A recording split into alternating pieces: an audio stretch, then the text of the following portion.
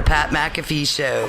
There'll be no rules for our guests, for us, for the things we can talk about. Yes, speaking his mind. I've never had a problem expressing my opinions or my thoughts or anything like that. While being relatable. I haven't had that manufactured fake-ass celebrity that a lot of people have whenever they go on those big networks. I've had a chance to really build my crew, build my following, build my audience. And ridiculous. What am I supposed to do? So I'm supposed to look at something that I can definitely afford and say, nah. Is that what I'm supposed to do? The Pat McAfee Show starts in 3, 2, 1.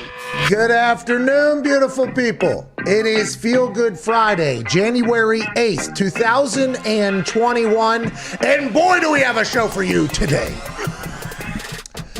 That show begins right now. Shout out to Twine for that beat drop. I would like to let you know that today's show on SiriusXM, Channel 82, Mad Dog Sports Radio, will be a Feel Good Friday that will involve a couple different things. We'll have Warren Sharp of Sharp Analytics, I believe, a football expert on the internet who has garnered a lot of attention because his big old brain normally gets things right, and his mustache is a big...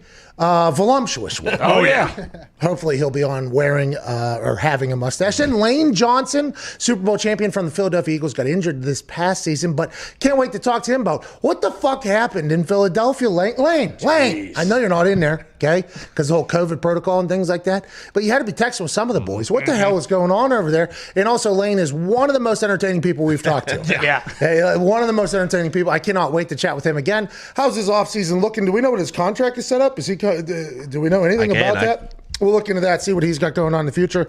Cannot wait to chat with him. And in the third hour, Aaron Jones, running back for the Green Bay Packers, will be joining us.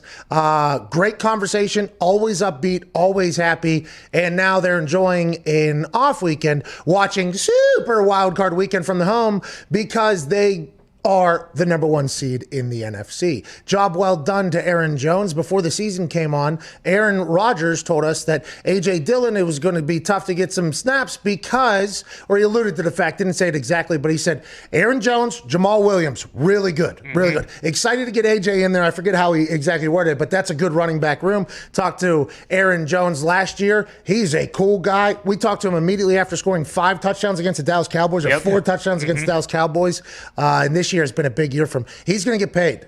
He is. I just don't think it's going to be by the Packers, unfortunately. Well, he probably understands that that's a possibility. He wants to go on a hell of a run in this playoffs. Speaking of playoffs, we'll talk about all the goddamn games this weekend. There's 6 of them. 3 on Saturday, 3 on Sunday. Sunday Night Football will be the Cleveland Browns taking on the Pittsburgh Steelers in front of no fans, just family and friends at Heinz Field in the River City. The interesting thing about this is Cleveland Browns haven't been able to practice because the amount of positive cases that have been rolling through their organization. They're without their head coach. They are without their play caller, which could potentially be a large deal on Sunday night. We have advocated for the fact that he should potentially be allowed to drive from his house in Cleveland to Pittsburgh in his own car. Then they have people with full hazmat suits on. They escort him up the backside of the stadium into his own booth in Heinz Field and let him call plays. He doesn't want that. Nobody else wants that. We just think it should be possible. But that game is going to be interesting because not only did the Steelers allow the Cleveland Browns in last week by allowing them to win, and not just that game got the Cleveland Browns into the playoffs. I mean, the Cleveland Browns have had a hell of a year, but they had to beat the Steelers in Week 17 to get into the playoffs. The Steelers let them do that. Now this week, they get into the playoffs for the first time in 18 years, Cleveland Browns, and their entire team is basically looking to be out. They got no practice time. Today, no new positives, so the boys are allowed back into the building. The game is scheduled to be on, but how will a team that has no head coach, no practice time, and no experience in the playoffs handle the Pittsburgh Steelers on Sunday night? That'll be a large topic of conversation to turn to a diehard Steelers fan on how he feels this thing's going to go. Boy. Remember, the Cleveland Browns haven't practiced. They have not been in the playoffs in 18 years. They got no head coach, no play caller, no Pro Bowl offensive lineman, a couple other players out, a couple other coaches out. Going into Pittsburgh at home, okay, home field advantage, not really with no fans. The way he was talking before we got on the show was a bit alarming if you're a Steelers fan because Diggs has been right this year with the Steelers. Diggs, your thoughts on the game Sunday night? You think there's a good chance that the dog pound goes into Heinz Field and eats every fucking ball? Do you think they're going to kick The Steelers out in the playoffs this weekend with no practice time. Diggs, what's that all about? Pat, I was feeling pretty good. The COVID cowboy. Man survived COVID, okay? Has his cowboy hat on. Black cowboy hat. He's been wearing it all year for the Steelers. You say Steelers probably going to lose the Browns. What's that all about? Well, I felt really, really confident. I did all week. Browns haven't won in Pittsburgh since 2003. They don't have a coach. They don't have their play caller. Their quarterback is its first start in the playoffs, and that normally does not go well. Okay? But what you're saying is a Viking was the Speaker of the House the other day. They haven't practiced, Pat. Is that what you're saying? But then some fucking immature wide receiver. What? Because there's no logo to dance on because they're at home to insult the other team again. has to go Again. on his press conference and put up on the bulletin board. He wasn't wrong. Yeah. By the way, he wasn't wrong, but Yeah. you shouldn't say it. The Browns is the Browns. Okay. And that's what you think? And now the Juju has said that. Steelers don't have a chance. Okay. All right. So you think a bad juju potentially on to the Pittsburgh Steelers because of what he said. Correct. And that is very interesting because you weren't the only person that thought that in Pittsburgh. And I don't know if you did, but I know myself, Foxy, and a couple others. Whenever you see a quote and it's just a picture of the player and then words written out next to it, and then it's put on a social media post, and then that thing's retweeted, there is never any context at all. No.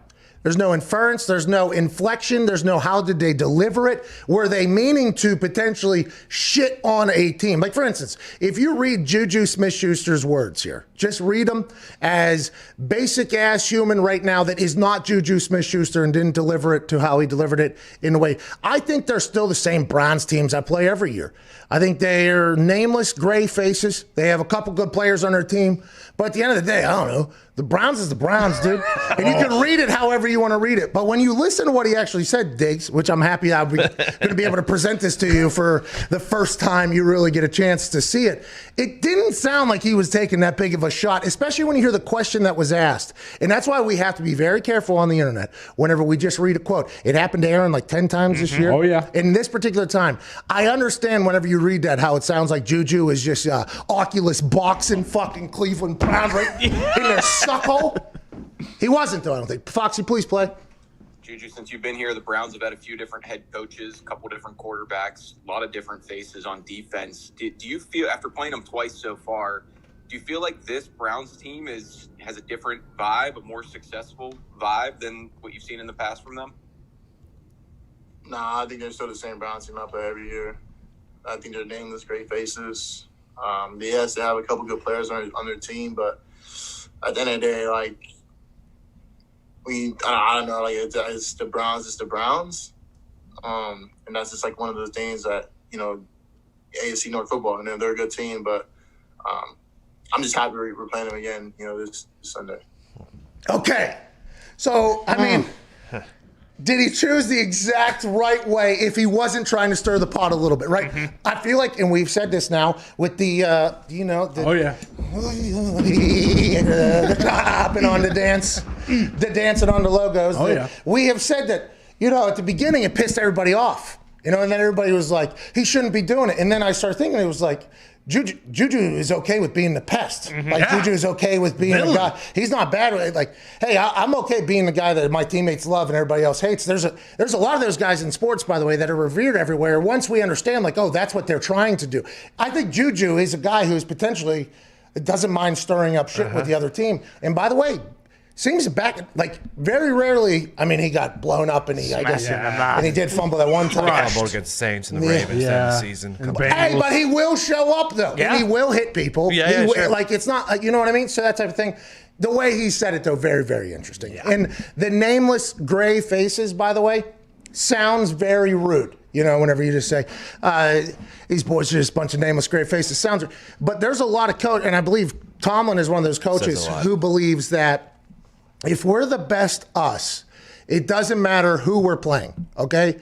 Chuck used to say nameless, faceless. Or I don't know if it was Chuck or one of the coaches within Chuck's organization basically was like nameless, faceless opponents. That's it. We got nameless, faceless opponents. It doesn't matter who they are. If we do our job right, it doesn't matter who we're playing. That's what we're trying to do. Now, granted, there's not every team like that. A lot of teams are like, hey, we are going to – this is who we're playing this week, and this is how we're going to play. We're not just going to try to execute our shit that we do the best to the best. We're going to change to adapt to who we're playing against. So there's different philosophies in that whole thing. So the nameless gray faces is something I would assume that is like a motto for them. Like, hey, if we play our best football, it does not matter who we're playing. But boy, it does sound whenever you don't, just like out of nowhere, like I'm playing against a nameless gray face this weekend. Burying him. No, they got Baker Mayfield. Yeah, I don't even know what number it is. The nameless gray. Don't know anything about it. Tony Anderson, who? Don't know him.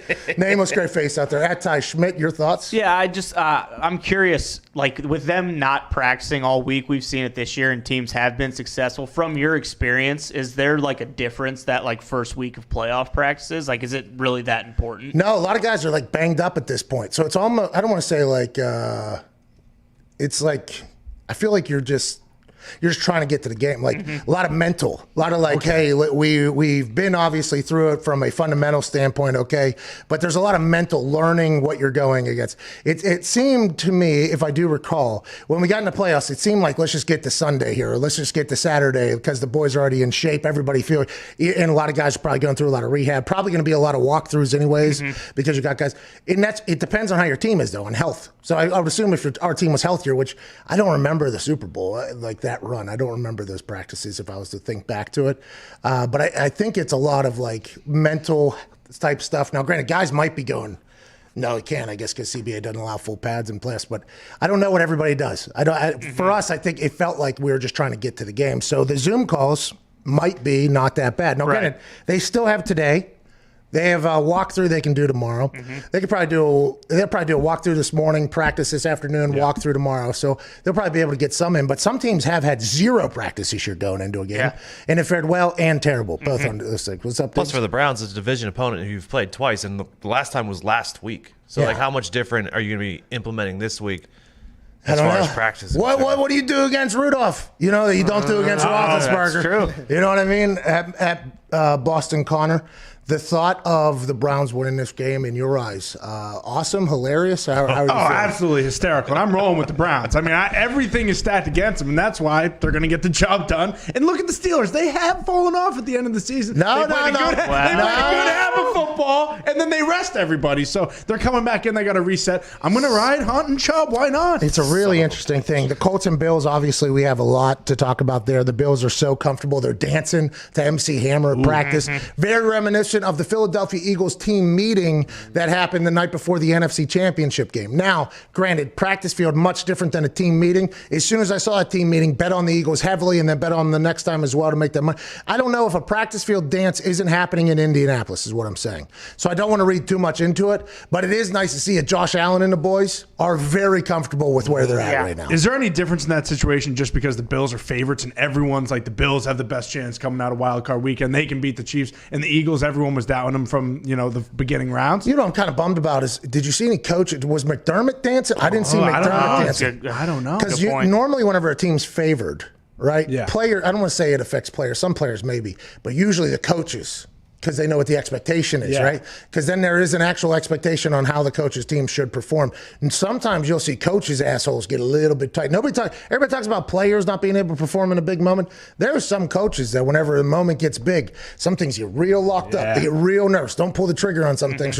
I would like to know what McDermott and the boys are like. Were they dancing MC Hammer? Can we zoom out a little bit of that video? Is that why it's so zoomed in? Because they're out there. Or maybe McDermott was just like, or maybe he was doing the, what was I forget it.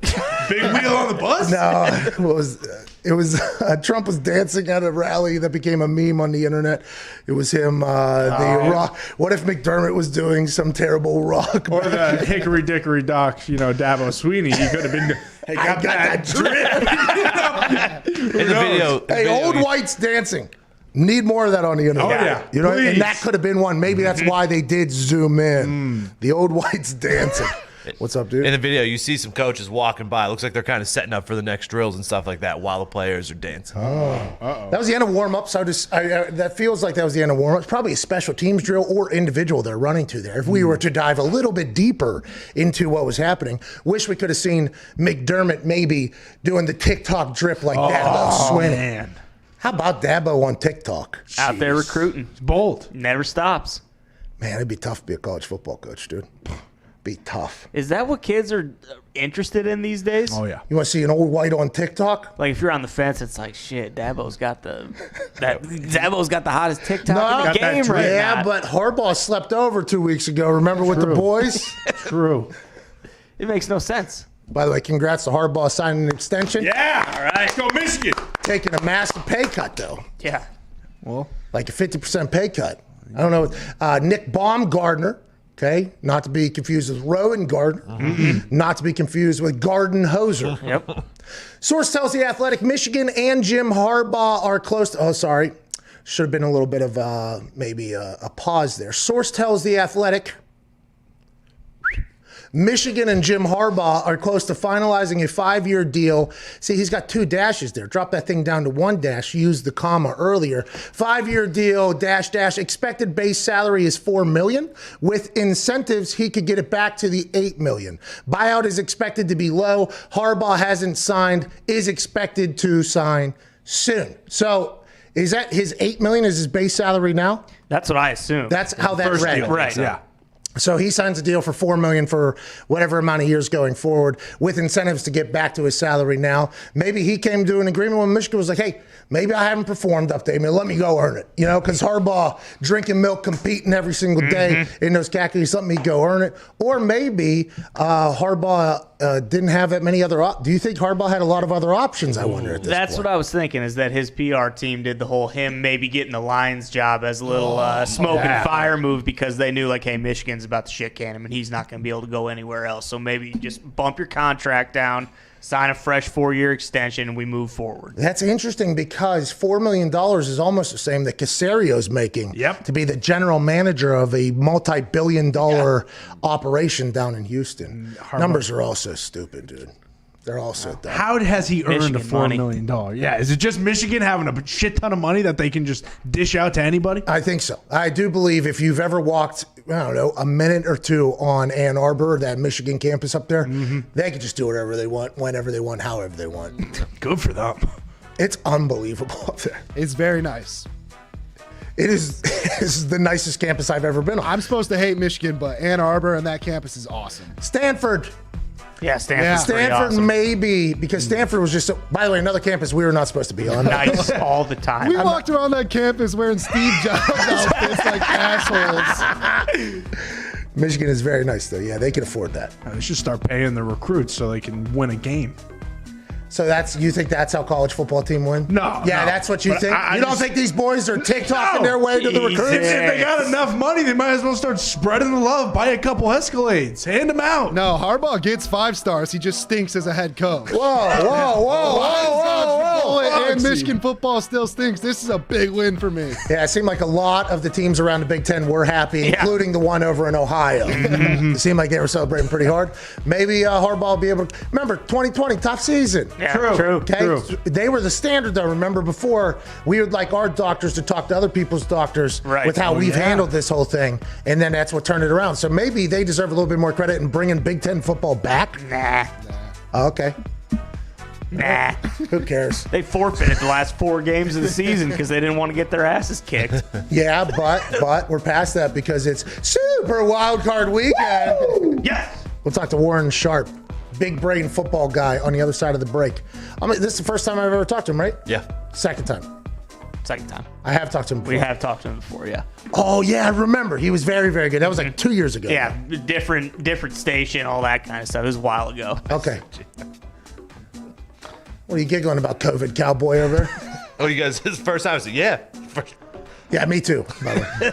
And then Nick and Ty's toxic hands went flying up because they caught me in a situation where I am a bad guy. You know what I mean? Because I completely forgot about talking to him. But No. You misconstrue. We're trying to help you out. Oh, yeah. Yeah. Yeah. It was a head shake. No. You have talked. I can't wait to talk to him again. That's what I've been saying all morning. Yeah, I've been saying that. People say the first conversation is just trying to get through, you know? Feeling out. Second conversation is like, here we go. Good to see you. We'll talk to Warren Sharp for a second time on the other side. This is the Pat McAfee Show, Sirius XM, Channel 82, Mad Dog Sports Radio.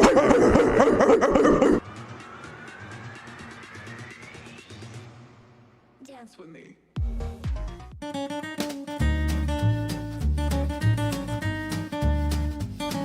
know, I told her about it. I was like, you have your expectations of the New York subway. Don't worry about it.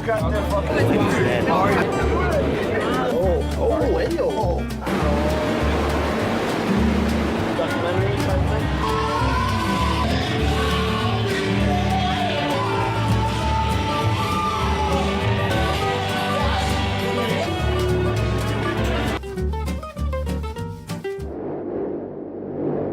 I can hear that roar from the crowd. It's from Pat McAfee. This environment is electric. We just walked in here, and I'm expecting some magical stuff to happen here this evening. The guy who lost, he's been arrested and reported 13 times. A baker's dozen is a lot of times to get caught doing something wrong and going to jail. It's almost kind of nice to see that Russian kid play bongos on his face there, but it's been awesome this evening. As a former NFL player, who's the guy that you think would be pretty good in the ring? The only name that came to mind was a guy named Robert Mathis, okay? Yeah. Robert Mathis, not only this incredibly tough man, but the way he utilized his hands as an undersized defensive end. The human cockfighting world is one that I am very intrigued by. The amount of training, the amount of discipline, the amount of strategery, everything about it.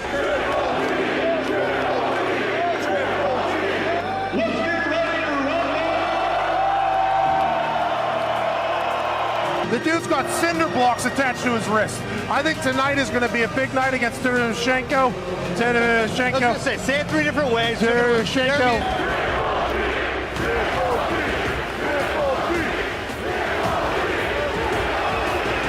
But I just think Triple G is such a magnetic fighter, and that's why this place is lit up the way it is. I was told not to blink, keep my eyes open. I brought Visine, I brought the vitamins, and I am expecting something awesome to happen.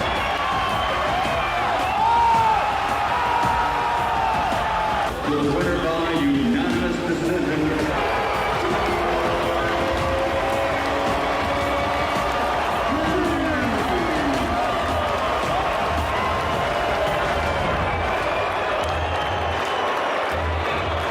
Hey, wait, are we on the screen right now? Big screen in Madison Square Garden. Hey, mama, we made it.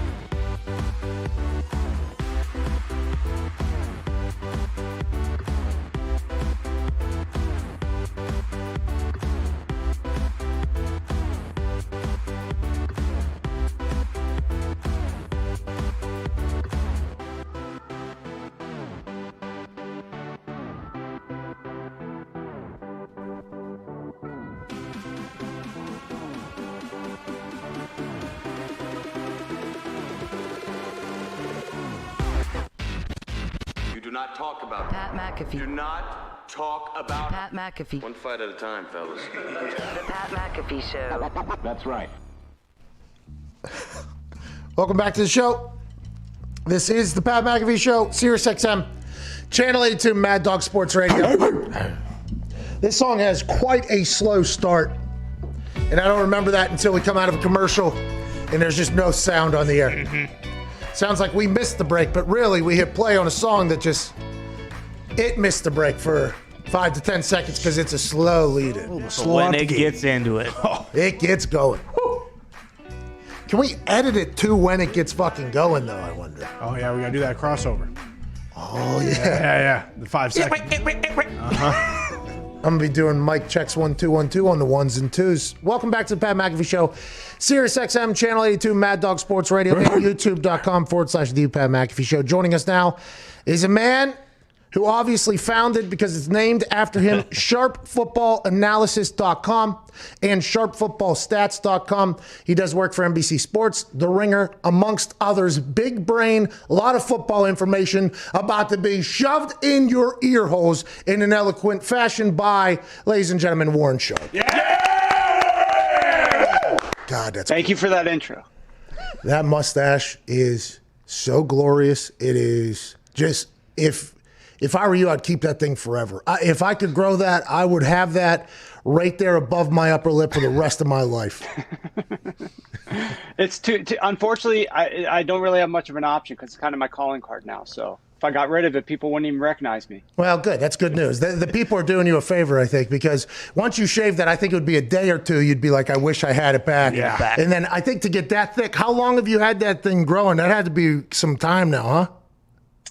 Yeah, I mean, I truthfully didn't shave ever since I got married. It's just a matter of like what I wasn't shaving at the time. So years at this point? Months? Years. Oh yeah, years. Decades? What? Just over a decade. Yeah, just over a decade. That thing's been growing for 11. There's a potential piece of hair in that mustache that saw the year 2009. I don't think that's how science works. But you don't know, Warren. There could be one that just kind of sneaks in there and doesn't grow. It just kind of hides out. You know what I mean? In between the bushes. I mean, I do groom it, so I don't think I would have found that if there was something there. Okay. Yeah. All right. Well, it's incredible. It does look like it's about 11 years of work. No problem. Well, thank you for coming back on the show, man. I appreciate that. Yeah. I talked to you a long time ago. I love you guys that do all this studying. Like, we're looking at your shot right now, right behind you. I believe that's a dry erase board. And it looks like it is like one of those math college professor chalkboards. There seems to be just shit written everywhere on there. So what do? You just watch every single play, every single game, draw up things? How does your job work here? Well, over my left shoulder, I have a 12-foot projector TV. I've got like 8 monitors that are in front of me here. And then I've got 2 other side TVs back there. And I literally watch, I throw on the 12-foot projector, the 8-box, a direct TV. So I get all the Sunday ticket games up there. I got multiple other TVs for replays or if they throw up a 9th game. And I watch every single game, every single Sunday of the season. I go back and rewatch some, and I'm digging into the numbers, the charting data, the analytics. I do some work as a consultant for some offensive coordinators and some teams to give them insights and nuggets to game plan for specific opponents. Let's go! Hey, you're in the fucking NFL, Warren. Whoa! I don't know that I'd officially get a ring because I'm just a consultant, but So it's a playoff team. I am getting paid by teams to do this. So that's amazing. And as you were talking about that, I was just thinking of how much better of an idea your projector was than what I did. You know what I mean? I put in just a bunch of little TVs, just individual TVs with their own individual boxes with wires. I mean, there's just wires and then there's service issues. The projector with the 8 thing, that seems to be probably a much smarter move there. That way, when they reduce the 8 games and you go to Sunday afternoon and there's only 4, you can all 4 just expand and take up the whole TV. So now each one is, much bigger. Brilliant, man. Phew. Why didn't you? What the fuck? Why couldn't that be like a heads up, like maybe 18 weeks ago, Warren? Like I feel like has this setup been documented? You have a full NFL film look like room in there. Is this something you talk about on a regular basis? Is this something I should have known? I don't know that you should have known it. I mean, what I've done when we moved into this house, it had a theater in the basement. So there's theater seating here. And I basically just took over the room myself. I'm on the top level of the theater seating with my sit-stand desk here, and I've got my bevy of monitors, and I've just had it like this ever since I've moved in here. Did you play football? Did you coach football? How'd you get into this? No. You're just a fan? Just a huge fan. When I was in college for civil engineering, and on the side, I was digging into analytics and trying to come up with a computer model that would better predict the outcome of games than what Las Vegas was able to predict. And I got into it from the sports betting side of things, but I started acquiring more data. I wanted to get deeper and deeper into trying to forecast the outcomes of games, and I started getting into the analytics side of things. And I've written some books, and I've gotten in touch with teams, and some teams started reaching out to me, and I've gone to the Combine the last couple of years and met with different coaches there, and got a great relationship and talked to actually talked to a lot of the guys that are in these games this weekend. There's a lot of the guys. I don't necessarily work for all of them, of course, but there's a lot of the guys that are coordinating these games that I speak with, and I have my Rolodex, and we exchange ideas from time to time. So what do you tell them? You're telling them, like, hey, against this team on third down, this seems to be a tendency, or are you giving them, like, when they should go for it, when they shouldn't go for it? What type of stats are you potentially lending to people that are making decisions in massive games? I mean, this is a pretty cool thing, I feel like, for you, I'd assume. You have to feel like that's fucking awesome. It is. I definitely feel like there's a lot of pressure on my shoulders. I don't do any of the go or not go. I don't do any of those decisions. Each of these teams has their own analytics department. So I try not to replicate anything that those guys would do. I'm coming up with strategies. Basically, what I look at is, what do I believe the fastest path to victory is for a team given an opponent, understanding your own health issues, the opponent's health issues, their weaknesses versus your strengths. And I come up with a number of things that I think that this team should be doing in this specific game to gain a leg up. And I go beyond just, the types of plays that they should be calling and when they should be calling them, but we're also talking about strategies, which may include tempo or first quarter changes, things that I think that they should be doing right before the half, other types of just more philosophical things with regard to play calling and ideas. Is this a numbers-driven ideas, or is this just from watching the games, your personal opinion ideas? Most of them are numbers driven, but some of them are from having watched the games. I'm looking at, for this weekend, for instance, I'm digging into the different referees. I'm understanding what their tendencies are. I know they've got all-star crews that are calling these games, but in terms of like which referees call the most offensive holding and which ones don't, to try to help advise, whether or not we can get away with it a little bit more in this game or not. There are other strategies that I'm looking at from just simply having watched so much football. When you're doing this like I'm doing it, literally watching every single game, and I've trained my eyes. Anybody in sports betting who has a setup like this is accustomed to watching games that are on multiple TVs and knowing which plays to look at when and when they're about to snap the ball and diverting your eyes around the screen. I struggle with that, Warren. I struggle. I get lost. It's crazy the first week of the season. Anytime you go back into it for the first time of the year, it's difficult for your brain to be able to process it that quickly, but then you get the hang of it. Now, of course, there's only one game on at a time, so it's significantly easier. But having bet on a lot of games and then watched a lot of games, you understand situations that coaches sometimes do or don't take advantage of enough. One example is, at the end of, I'll just throw this out there, this isn't really going to provide that much of a benefit, but at the end of, as the first quarter is about to expire, or the third quarter is about to expire, or we're about to head into the 2-minute warning, a lot of coaches on offense will get to the line of scrimmage and they'll maybe hard count, and then they'll just sit there and wait for the clock to expire. And you always see the defenders just sort of stand there, they're looking up, they put their hands on their hips. And I encourage guys, get a snap off right there at that last second, run a play, because the defense, that's going to be their most vulnerable time ever, is if they think you're just letting the clock expire, mentally they shut down for a split second and you get the ball off right before that expires. That's a big advantage for you. And so some of these guys started to do that. Warren, okay, I need you to send this information. I've had this one for a long time. Anytime a fake punt happens successfully, they should run a hurry up on the next play. Like immediately after the play. That should always be a twofer. As soon as you pick it up, practice a hurry up, because they're either going to have their punt return team, they're going to be subbing off, so they're either going to have too many men, they're going to have no idea, and make sure on your fake punt you have at least one weapon and a punter or somebody that can throw the ball. They're on a hurry up, they have too many people, boom, or you just take a delay game, who gives a fuck, you just stole a first down anyways. If it's 1st and 15, it's still bonus play. I think it's something you should do. I love it. I think that's great. I might end up stealing that from you. Do it. I am a huge advocate of situational tempo. So, the guys that just want to say, well, we're always going to go fast, like Chip Kelly, always go fast. Well, then the defense understands what you're doing. I'm a fan of, you convert a first down in, 2nd and long, and then you hurry up to the line of scrimmage with the same personnel and run the ball. Or you get a big, nice chunk gain, and then you want to get to the line of scrimmage quickly. So I'm a big fan of situational tempo, catching the defense in packages that they might be using for short yardage that then you can exploit, go down the field. So I love that idea. Nice, good. I hope you get that out there because I tried for years and Chuck Pagano just wasn't about it. I was trying my best to let him know we should, because, a lot of times what they're probably going to say to you is what they told me. Sometimes like special teams games, you're getting players added to the roster on like Saturday morning. You don't even know what their names are. And then Chuck's like, you want me to teach him to run a hurry up offensive play immediately after he just ran a fake? Is that what you want me to do? I'm like, all right, maybe it's not as feasible. But yeah, figure it the fuck out, Chuck, and he said no. So let's talk. If somebody wanted to get into your world, how do they do it? They just have to, have you always just been, civil engineer, I believe is what you said you went to school for. So you have a big brain. Did you always just have a ridiculous understanding of football? It just came from watching a lot of football. Yeah, I have a math.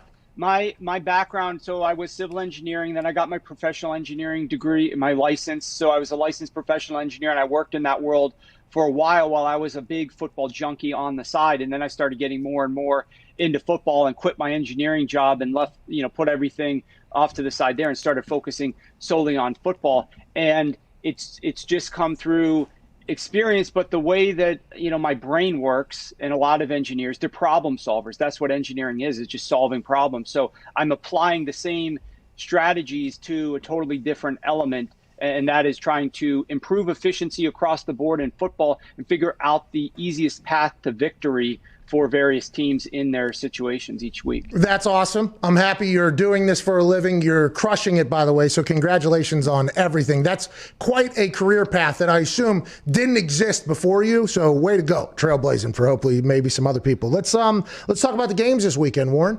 What are you liking? What do you hate? What do you like? I'll tell you what, does the Cleveland Browns not having their team be able to practice until Friday, not having their head coach or their play caller, do you think that's a game where everybody on earth is going to bet the Steelers? I would assume at this point the number has rose. It's going to continue, I'd assume. At some point, probably Sunday, it'll probably move a little bit. This feels like the Steelers should win this game outright pretty well. In anything that you've been studying, the no practice, the no play caller, how do you think this fares for them? It's definitely a benefit because, as you know, play calling is a science, but it's also an art.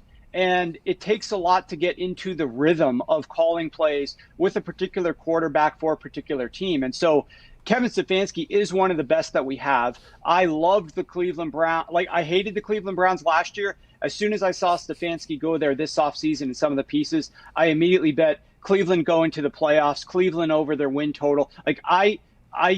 I saw the way that Stefanski's offense in Minnesota was going to work for Cleveland with Baker Mayfield, and I loved it. I loved the possibilities here with Stefanski. Now, it's still his offense, but the difference is, as you know, when you get into the second quarter or the halftime adjustments or into the third quarter, there's not going to be that same rhythm, routine. How's he going to set up the plays quite as well? How will Alex Van Pelt, who I believe only called plays 1 year, that was back in Buffalo, and since that point in time, he's been a quarterback's coach. Now, I know a lot of guys like your buddy Aaron Rodgers, they raved about Alex Van Pelt, and they really like him as a quarterback coach, but in terms of a pure play caller, like some of the things that were just second nature to Kevin Stefanski that he would pull out, like you have to know when and how to pull those plays out, when to call them, how to set them up. I do think it's going to be a little bit of a challenge, more than some people might expect. It would hurt the Cleveland Browns this week against the Steelers. That being said, I think the Steelers are going to have success here. But I don't know what the Steelers are going to do offensively because, I mean, I know you guys, you have your converted Steelers fan who, I don't know if he left being a Steelers fan. Yeah, he stopped. He ruined it. Did you, hey, by the way, did you take that into your sharp analysis? When that guy, the mush from the Lions fans, became a Steelers fan, they started losing? You got to be like, well, I hate to break it to you, Tomlin, but this guy is a curse. That's good. He just got on your team, and now you're going off the rails. But the problem was they were going off the rails because of Randy Fichtner to begin with. I am not a fan of that offensive coordinator. Who is? Him as a play caller. I have disliked this guy. They brought in Matt Canada to try to help out, but I always wondered, is Matt Canada the quarterback's coach and trying to get his influence into this offense? Is Fichtner going to give up the reins to him? Like, how's that dynamic going to work? Too many cooks in the kitchen potentially. So I didn't love what was going on there, and Fichtner definitely has struggled. that offense turned around, if you believe it or not, when Ben started calling the plays, as you know, in the second half against the Colts. We haven't seen that offense back on the football field because they played their second team against the Browns last week. So will this Steelers offense incorporate some of the things that Ben was calling in the second half of that game, or will they go back to what Fichtner was doing, which was very predictable? I just think like Harrison being out at safety for the Browns, there's a couple of key injuries that I think and Batonio on the offensive line, that you're going to have just key matchups. And when Baker gets off track early in this game, if he mentally gets down, he feels like a very an emotional player to me. And if he gets down a little bit and he doesn't have his buddy on the sideline to talk to and Kevin Stefanski to help convince him it's going to be okay, here's some new plays we're going to trot out there, I think that he could get down a little bit, whereas Ben has massive confidence. He's had tons of success against the Cleveland Browns in his career. I think he's going to play really well in this game. That week of rest definitely helped him. That could be a live bet option there then. Let's check Baker early, see what's going on. You are big. Obviously, you talked about sports gambling kind of being a part of the reason why you do what you do. It is blossoming everywhere. You sell your picks. I'm so intrigued by this business. I had no idea this happened really until I started getting on the internet. You have a team of people. They take your picks. You all make money, and then you just kind of off and running. Yeah. It's good business, dude. It's good business. It's a good business. The key for me, like I've been doing this for a while now. If you don't have integrity, if you don't have consistency, it's not going to work out. If you're not successful doing it, it's not going to work out. It'll show very quickly. And so the level of like repeat business that I get from it, because people enjoy what they're getting and these games are winning for them, makes it fun for me to do, like trying to forecast the games. It's a difficult business, as you know, like trying to bet on sports. You are a prognosticator. You are trying to forecast an unforeseen future through a crystal ball to determine what is going to happen. And weatherman can't do it quite as well as sports bettors have to do it, because you're either right or you're wrong. And if you're wrong, you're out of money. So it is a challenge to do this, which is why it only takes like 54%. You know, you have to hit over 52.4% to make money. If you're making 54%, 55, 56%, then that's what the professionals that I'm working with, you know, are aiming to do. And over a large enough sample size of a lot of bets at high volume, they're making a really good living for themselves year in and year out. Yeah, I've heard people are big fans of the picks. I don't know how. I mean, that takes. You got to be super. You make a lot of money sports gambling. You make a shit ton of money, don't you? Yeah, you do. Well, I'll just say this. When there was a time, and I'm not saying I would never do this again, but there was a time like 2 years ago where I was offered to be head of analytics for a team. But it was going to be like a massive reduction in what I'm earning. So it's not that I would never want to do that at some point. Like, I'm happy right now just being a consultant for some of the teams and working for a few of them on the side. But I'm not going to say I'm never going to take a job like that in the future. But as you know, sports betting is booming right now. That industry is booming. And so there's a lot of opportunities here in the media side of things as well to deal with sports betting. Oh, man. Go ahead, Ty. Warren, what does all your analysis and film study tell you about the Packers this year? I know they don't play this weekend, but looking ahead to a potential matchup with the Bucs, how different is this team this year than they were last year going into the playoffs? Last year, I felt that they were very predictable with their passing attack, especially on early downs. They were throwing a lot really close to the line of scrimmage at the perimeter. They're changing up things a lot more now. They're attacking a little bit more down the field. Aaron Rodgers has a lot more confidence. You could tell. I mean, I love the interviews that Pat does with Aaron, because he's such a deep thinker and a very philosophical person. Comes out in the interviews. It also comes out in the way that he's played this season. You could tell he really spent time evaluating what he wanted to bring to the table, how he wanted to play this season. And there are massive changes that have completely benefited the Green Bay Packers. I still have questions about their defense. I still think that, for instance, their secondary is great, but you can attack their linebackers. I don't think that they're perfect in the run game. I think you can exploit them a little bit there. So there are edges that you can have to score points against the Green Bay Packers. And I'm worried if they go up against a team that's capable of getting a lot of pressure. The NFC is such an interesting conference because there's a lot of volatility there at the top. You got the Saints, who seem to completely own the Bucs, and then you had the Bucs who completely blew out the Packers. And I mean, these games weren't even close in most cases. So the thing, hey, the Bucs look like they're for real. The last question here, and Warren, we can't thank you enough for your time, man, and your big brain, and that mustache is 11 years old. Wow. How much do you account for teams getting hot at the right time? The Bucs have played their best football like the last 9 quarters or whatever, or 10 quarters. They played very good football. Does that go into, you think that's going to bode well for them going forward? Because they got the guy, obviously. Should we expect them to go ahead and just stampede Chase Young after what he said about Tom Brady? I'm coming, Tom Brady. Should we expect the Bucs just to go ahead and go on a little bit of a run here until obviously they got to run into Aaron Rodgers and the Packers and Lambeau? I don't think it's going to be a stampede because I do have some concerns on that side of the football. But what I will say is this. Byron Leftwich and Bruce Arians brought Tom Brady down to Tampa for a reason. It's to win a Super Bowl, but it's also for his brain, his decision-making, and his arm talent. And you cannot do what they were doing over the first 14 weeks of the season, which was running the ball at a 60% clip on first downs in the first quarter for the second worst yards per carry in the NFL. You cannot run the ball at an above average rate, which they were doing the first 14 weeks of the season on first downs in the first half for the NFL's worst yards per carry. We got to put the ball into Tom Brady's hands a little bit more often in those situations. They started doing that the last 3 games. However, those were 2 games against Atlanta and 1 game against Detroit. But they completely ramped up. They went 67% pass on first downs in the first half of games. Let Tom Brady decide what happens in this game. The Washington football team has the NFL's #1 defense at making halftime adjustments. Jack Del Rio is incredible. They have allowed just 44 points total in the second half since week 6. The #2 and #3 and #4 teams, really good defenses, but they're up at like 77 and 80 points allowed in the second half of games. The Washington football team's down at 44. They allow 4 points per game in the second half. Huge adjustments. Tampa needs to get started early and put up some points because I think their offense will slow down in the second half due to those adjustments that Washington makes.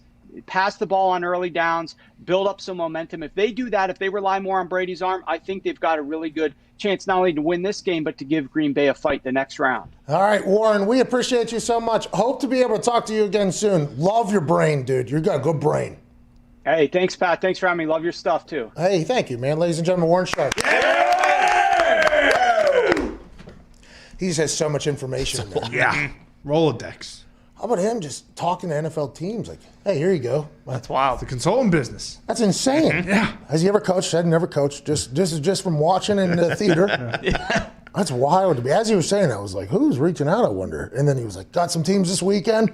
It's like, okay, so good teams. Good teams are reaching. Good for him. Because I wonder, because, you know, the NFL head coaching community is just like who knows who. I'd assume one person somehow, he sent some information to it, started working. Then he did it again, and then somebody from that staff probably went somewhere else, and they're like, "Oh, you got this mustache motherfucker on the internet." Yeah, dude, nobody knows. Nobody knows where he came from. He just knows everything, and boom, goes, and that's probably how it grows. I mean, if you're an NFL organization, it's not like you have lack of money, so you might as well pay him to send some stuff over. And if you don't like it, don't use it. But every once in a while, be like, "Ooh, yeah, that makes sense." If it's working, which he says it is, right? Because there's playoff teams in there using his information. You know there's zero chance that the Cincinnati Bengals are hiring him. There is no chance in hell that they're doing that. Not a shot. Let's get to some phone lines, shall we? Here on this Feel Good Friday, brought to you by CBDMD. I don't know if anybody's seen it. That thing, there's been a couple little swoops underneath us. Oh, yeah? A couple CBDMD swoops. Whoa. We're trying to figure out how, we cannot be obnoxious with the marketing, but while run a business. So, line. It's an interesting thing. I would never be a sellout. No. Never, ever. No. But I mean, it'd be dumb not to at least do something. That'd be very stupid. So now we're trying to innovate, Yeah. Change the game. Yeah, that's what we're trying to do. But boy, it could go wrong. It'll be fine. Could go right. Yeah. Could go right. Let's get some phone calls, shall we? By the way, CBDMD.com, 25% off Superior CBD whenever you use promo code McAfee. 25% off. That's almost a quarter. My God. Let's get to Matt in Philadelphia. What's going on, Matt? Hey, Pat. How's it going? Not too shabby. How are you, pal? Feeling pretty good. Feel good Friday. Super wild card weekend. Can't complain. Mm-hmm. Agreed. What do you want to talk about? So I think one game that's getting overlooked is this Ravens and Titans game. Both teams are full strength, healthy. Do you think the Ravens are coming out with a chip on their shoulder and just going to blow up the Titans? Or do you think the Titans are just going to do what they did last year? I have no idea why, but I like the Titans, I think. I think I like the Titans, I believe. I don't know why either, because the Ravens have played very good football since the 2-minute warning against the Cleveland Browns down there. The Baltimore Ravens look like they're the team they were a year ago, which was the team, by the way, that everybody had very high hopes for going into playoffs, and then the Tennessee Titans came in and stole their bike. Mm-hmm. Now, the thought is, does that matter against the Tennessee Titans with the way Derrick Henry has been rushing? 710 yards in the last 4 games. Jeez. 710 yards rushing by Derrick Henry in the last 4 games or something like that. Over 2,000 yards rushing. He's getting hot at the same exact time he was getting hot last year, which was during the playoff run, which earned him, $25 million or something like that. I mean, he is a problem when he gets going, but so is Lamar. For whatever reason, I just like the Titans in the points at home, but this is a game that not enough people are talking about. It is going to be probably a high-scoring affair. There's going to be a shootout. There's going to be incredible plays. I mean, we're going to see some highlight-worthy plays in this game out of a lot of great players.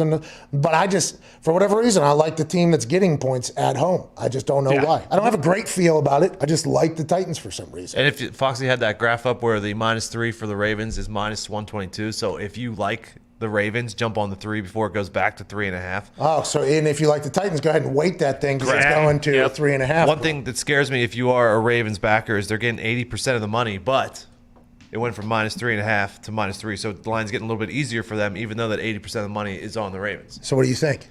Well, Titans. I hate the Titans defense, so I can't take the Titans. But I'm just saying that line, that little bit scares me if you're a Ravens backer. If you're a sports book, if you analyze sports books who make hundreds of millions of dollars a month, if you analyze what they're doing with the line, it feels like they think that the Titans probably are the team. Yep. Yes. Which makes me feel very, very good. Mm-hmm. They've been wrong before, those sports books, but not often. Not often at all. Yeah, the way I look at it is they have 80% of the money already on the Ravens, but they're making the line go in a direction that they want more money on the Ravens. Yeah, excuse me. Come on in. Come on. It's playoffs for the sports books, too. It is. They only got a couple more weeks. Uh-huh. Titans 4-1 against the spread their last 5 wild card games. Boo! Not that matters at all. But it does. It does. Let's get to another phone call. Let's go to Andrew in Kentucky. What's going on, Andrew? They are Hey, fishing. boys, how's it going on this Good Friday? Not too shabby. Just found out sports books like FanDuel are fishing for people to bet on the Ravens right now because they want to and take the Titans down. I'm not messing around. Well, as a diehard Steelers fan, I'd have to say screw that noise. But I had a question for the boys. I wanted to see, about 12 years ago, Bud Light introduced the whole idea that it's only weird if it doesn't work. So I wanted to see if any of the boys had any game day rituals that they do for their team and if there's anything Tone's going to do special this Sunday to take down those Browns. Hey, that a boy, Andrew. Good luck this weekend to your Steelers. Also, Diggs, I believe, is the only one that has anything. He wore the same shirt every single game day for the first 14 weeks of the season. Once they lost, he threw it in the trash, even though that shirt was an inspirational one for our guy, Ryan Shazier. I burned it and I just burned it. What do you do now? Just the COVID cowboy hat? Now I just pray. To who? Big Ben. I'm a big Greek mythology guy, so I pray to the god of football, Zeus himself. Right. You also blocked me on Twitter. I did. Mm-hmm. That is the one thing that I'm doing right now. I've blocked Foxy, and nothing really bad has happened to the Steelers since that happened. That's good. Do you do anything on game day? You just drink a lot of whiskey. Yeah, I just get boozed up and hope the Packers win. It's not a bad tradition. No, it's not. It's pretty great. Little superstitious there, not superstitious. I don't do anything. I just sit in that room that is not set up as good as Warren Sharp's. I do like to watch by myself at home. Let it ride. Yeah, me too. People like to be out in public when they watch games. I don't know how you do it. It's probably a good time, though. You know, the community, which we will yearn for one day. We'll be back on the other side. You got about 6 minutes. Go ahead and take a shit. Well, hello, sensual piano keys. You sound incredibly inspirational and motivational. Big announcement coming from our company. You know, throughout my entire life, I've made decisions that people have said, ooh, that is stupid. You've read about them, you heard about them. When I was in high school, I went to an underground poker game, won $1,400, flew myself down to Miami, won a kicking contest, and got a scholarship to West Virginia the next day. I turned my back on soccer that day. Everybody said, you're an idiot. Why are you doing that? You have more schools looking at you for soccer than you do for football. What are you thinking? Fast forward 8 years with the Indianapolis Colts, and I was on top of the world, top of the mountain. How's the view? Not too shabby. And when I was at the top of my game, I decided, you know what? I'm going to pursue some other stuff. My friends and I are going to go to work on the internet. We're going to try to chase fulfillment as opposed to just a paycheck. And there were some interesting responses from people of power in the sporting world. Make them tear the uniform off of you. Sure. Look, somebody needs to stage an intervention. People who know this guy, get to him now. Make him put his helmet back on and get to camp. Oh no, there's no intervention, Wilbon. No, no, no. Here we are 3 years after that date, and it's a celebration, bitches! Cut the music! Let's hand out some bags to the boys. For the boys. For the boys.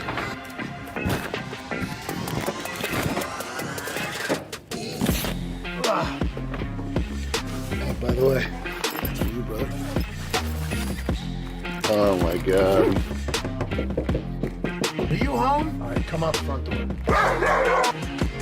What's up, dude?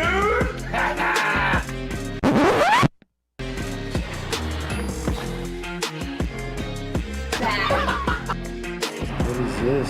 What's this? Oh, you son of a bitch. What the fuck? Fuck you. Oh, yeah. That is the bag of money. FanDuel deal went through. There's $50,000 in there for you. Here's a backpack with $50,000 in it. Oh, $50,000 in there. Oh my God. Yeah, so there's $50,000 in there. Yeah, so there's $50,000 in there. Are you fucking serious? Let's go. Did you rob a bank? Oh, man. Let's go, dude. Let's go. I appreciate you, buddy. Yo, this is... Appreciate you, man. Appreciate you, dude. We did it. Couldn't have done it without you. Oh, good. Dude, it's a fuck ton of money. You guys. When I asked Dan Patrick for some advice, he told me always take care of the boys. Well, and you should know those people that are there with you, that their value cannot be overstated and should not be overstated. So, Mike Wilbon, they didn't hold my jersey on me. They didn't hold my helmet on me. We didn't have an intervention. What we have is a celebration. Because when you bet on yourself, sometimes you hit for big. And for us, the only place we'll bet for the next couple years in an exclusive deal, FanDuel backed the Brinks truck up to our office, and we have never been more thankful, more excited, and more together as we promote the greatest sports book on planet Earth.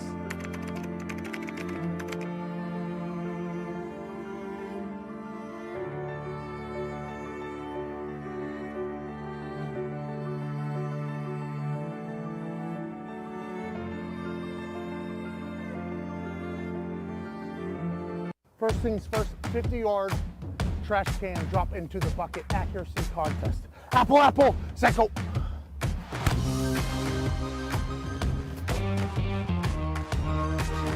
you got it. You got it. Yeah, you got it. Yeah, you got it.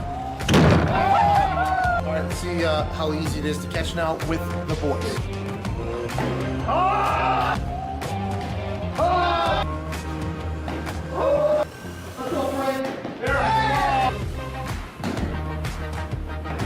Time maybe to play down low. All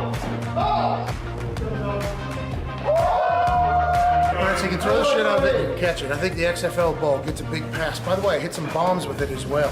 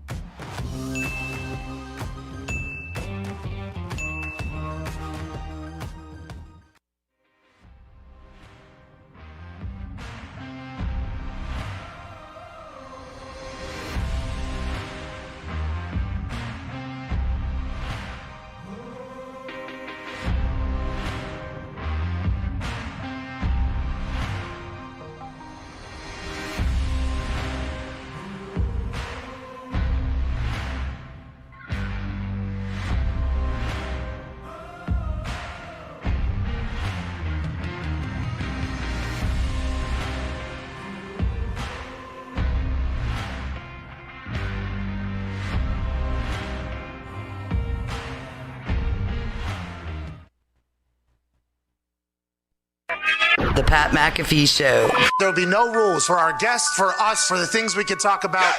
Speaking his mind. I've never had a problem expressing my opinions or my thoughts or anything like that. While being relatable. I haven't had that manufactured fake-ass celebrity that a lot of people have whenever they go on those big networks. I've had a chance to really build my crew, build my following, build my audience. And ridiculous. What am I supposed to do? So I'm supposed to look at something that I can definitely afford and say, nah. Is that what I'm supposed to do? The Pat McAfee Show starts in 3, 2, 1. Good afternoon, beautiful people. Hour 2 of this Pat McAfee Show on SiriusXM, Channel 82. Mad Dog Sports Radio begins right now. Shout out to Twine for that beat drop. Joining us now is a man who has a very interesting football career path I just learned about moments ago, and I will ask him as my first question after I intro him by saying this man is an all-pro, a Pro Bowler, a Super Bowl champ, tackle for the Philadelphia Eagles, ladies and gentlemen. Boomer Sooner Lane Johnson. Yeah! What's up, dude? What's up, boy? Where the fuck are you right now, Lane? You're in the middle of a shed out there? You're getting it work done, right? Oh, yeah. Nice. Oh, and Gabe's out there. What up, Gabe? Yeah. I love that man right there. Gabe. Shout He's just trying to direct the interview in a positive direction. Yeah, I can respect that. I'm happy you're getting after it right now, Lane. Seems like that's your thing. I just learned right before we got live here, you were a quarterback, junior college quarterback. Then you go to Oklahoma, tight end, D end, and then you move to tackle, and now you're an all-pro tackle. That is wild. I did not know that. That's why you're such a good athlete, huh? Yeah, man. Actually, my first game, I played against Jason Pierre-Paul. He was playing D end, I was playing quarterback, and I was out there throwing picks, and I was making tackles, and pretty soon I got moved to tight end. That's awesome. Lane, this year ended early for you because of an injury. It's nice to see you're back in the gym. I don't know if the ankle's good or not, but the tweet... Going good. Going good. How much longer you got? I got 3 days left in the cast, and then I'm going to boot for a little bit, and then I'll be good. What was the injury? We tried to read the tweet. It seemed like the inside of your ankle just collapsed. What's that? What happened? My deltoid was tore, and then my tightrope surgery wasn't very good the first time, so I had to do it again. So, but other than that, I'll be good. Lane, you watched from afar. I assume you weren't hanging around the Eagles facility. That last game, in particular, last quarter, caused a lot of conversation around Philadelphia. Hey, Lane, I don't know if you've been out in the fucking woods out there with your little ankle in the gym. It has been wild over there. Have you talked to the boys at all? You don't have to tell me what the conversation was, but have you, like us, sent messages back and be like, what's going on over there? Well, I think guys may have been unhappy, but, they made it seem like, they were holding players back from fucking spearing Coach Peterson like Berg, WE. I don't think that was the case. But, yeah, I think some guys may have been ticked off. But other than that, hey, it is what it is. The season's over. And, yeah, man, it was a wild year. It wasn't a good year for us. We got to regroup and come out swinging next year. You're locked in for the next 5 years with the Philadelphia Eagles, and I assume you're pumped about it. The Eagles are definitely pumped about having a staple in the locker room and in the football on the team at tackle for the next 5 years. Do you think about anything about the future with the Eagles, or are you just trying to be the best you? Like, do you think, like, if Jalen's our guy, does that change anything with you at all in your life? Or if Carson's back, does any of that affect you at all in this offseason? I mean, really, with the quarterback back there, none of them help me block anybody. I'm really worried about if I'm going to get some chip help every now and then from a tight end or from a running back. But really doesn't affect me too much. I'm just trying to get back healthy and get back out there with Brooks, my guard, who was hurt all last year too. So get the guys back going again. And, hey, man, try to win some games. It was a tough year for us out there. What are you going to do all offseason? Just eat weights, huh? That's what you're going to do? When I'm not in the woods, I may be on the water fishing, doing a little bit of bass fishing, That's pretty much, there's not a whole lot to do. Where are you right now? You're in Oklahoma? No, I'm in Jersey. I just got back from Oklahoma, but I'm headed back here in about a week. But yeah, man, that's what I like to do. I like to. Do you know what a bait cast rule is? Is this the fly? Yeah, I was about to say, are you fly fishing out there? Is that how? Man, we don't have trout down there. It's too damn hot, Pat. I mean, hey, I thought. Thought you knew something about the sport. Lane, I don't know shit. All right, Lane, I don't know a damn thing. So it's too hot for trout. So it's bass fishing. What do? You just put the little, and then you put the waiter, the balancer thing, and then when it goes down, yeah. When you're bass fishing, you use an artificial lure, something fake, something to be like a nice watch in the club or something. You can attract some, prize fish with it. And next thing you know, they may want to take a bite of it. You cast it by their nest a few times, and next thing you know, you got a good time. Are you a good fisherman, you'd say? Some days. It depends on where I'm at. It has to be a good spot, but usually I'm not bad. Do you do anything else? You say you're a big hunter. Do you golf ever? Gabe golfs a lot. He takes me with him. I'm getting better, but I do like it. It's very frustrating. What else I like to do, man? In Oklahoma, there's not a whole lot to do out there, man, on the prairie. It gets tough. Hey, the Oklahoma Sooners, I'll tell you what. They look like they're going to be a good team for a while. When's Lincoln Riley going to leave and go to the NFL? You know what? I think they're throwing money at him right now. I think he's had job offerings the past couple of years, but I think he's staying. I think he wants to have a statue out there with Stoops and the guys. Lane, how do you feel about college coaches potentially making a jump to the NFL? I've found this very intriguing. I don't think I've ever had a college coach in the NFL, obviously, once being around a group of adults, but it's two very different styles of coaching, I think. Yeah, well, you can say stuff to an 18-year-old, 19-year-old where, are you going to be saying the same thing to a 38-year-old Jason Peters? That's the dynamic, and you have guys that have money, they have power, they got ass on their chest, they get in the NFL, you can't tell them nothing. So I think commanding attention and respect is, I don't know, maybe a little bit different. I'd say, I know Saban was in the NFL for a little bit, and then he went back to college. It's a weird transition. There's a lot of college coaches, by the way. It's not just saying Petrino. You go through a list of them. Then there's been a couple that have succeeded, right? And I just think it's all in how you talk. I think talk is a lot here. I think that, and I think guys want to see somebody just being themselves, because you can tell when a coach is, trying to force something or not being themselves. So, yeah. I just thought of a guy coming in and giving a speech to the team, and that guy was never asked to speak to the team again. He was like a young little assistant coach, It was like, hey, tonight to teach a certain situation in training camp to break up the thing or whatever. Assistant coach, blah blah blah, and he's like maybe I don't know, like let's say the linebacker's fourth coach or whatever, and it's gonna be his first time speaking to the team. Coach, yeah, who is this guy? And then he comes up and bombs, just completely bombs. It's like that guy might quit coaching today. That guy might quit. Let's go fighting. Lane, what's the workout? You just do upper body right now, and even when you're waiting for the. Gabe has me doing mostly upper body, and then he sends me legs workout. But I have, I can only do so much. I don't know if you know what a reverse hyper machine is, but I've been on that pretty heavy. Jeez, Connor, what do you got? Hey, Lane, what's Coach Peterson like on the inside? Just because I feel like there's a lot of speculation about how he is, and is there a difference between like how he is as a person versus a coach? No, I mean, he's pretty stable. I mean, with how he acts, personality-wise, nothing really wavers. Even with the bad season we've had, really as far as our approach and what he says has really been the same. So, yeah, I mean, as far as a guy being the same person, it doesn't really change Coach Peterson. You watch any shows, Lane? You watch things? What do you watch? You go to Netflix? Man, I watched Adam Cole almost kick your ass. Jesus Christ. Months ago. I like watching that. I like watching tempers flare. People getting, at a standstill. I thought that was pretty entertaining. Well, thank you, Lane. I appreciate that. I mean, I didn't love the outcome. I've made a couple rookie mistakes, led to my loss. I should still be an undefeated wrestler. We all understand that. The entire world is in agreement. What's that, Lane? I said that, yeah, everybody can see it. Yeah, thank you, Lane. Thank you, Lane. But do you watch anything? Are you a big Netflix binger? Anything like that? Will you watch the games this weekend? Probably not. I mean, it's like, with a football player, it'd be like a cop coming home and watching Cops. That's all I do is play football. It's like, I've had recommendations. People want me to watch Yellowstone. I'm a country guy. People, hey, Kevin Costner out there in Wyoming. You should watch that, but I haven't.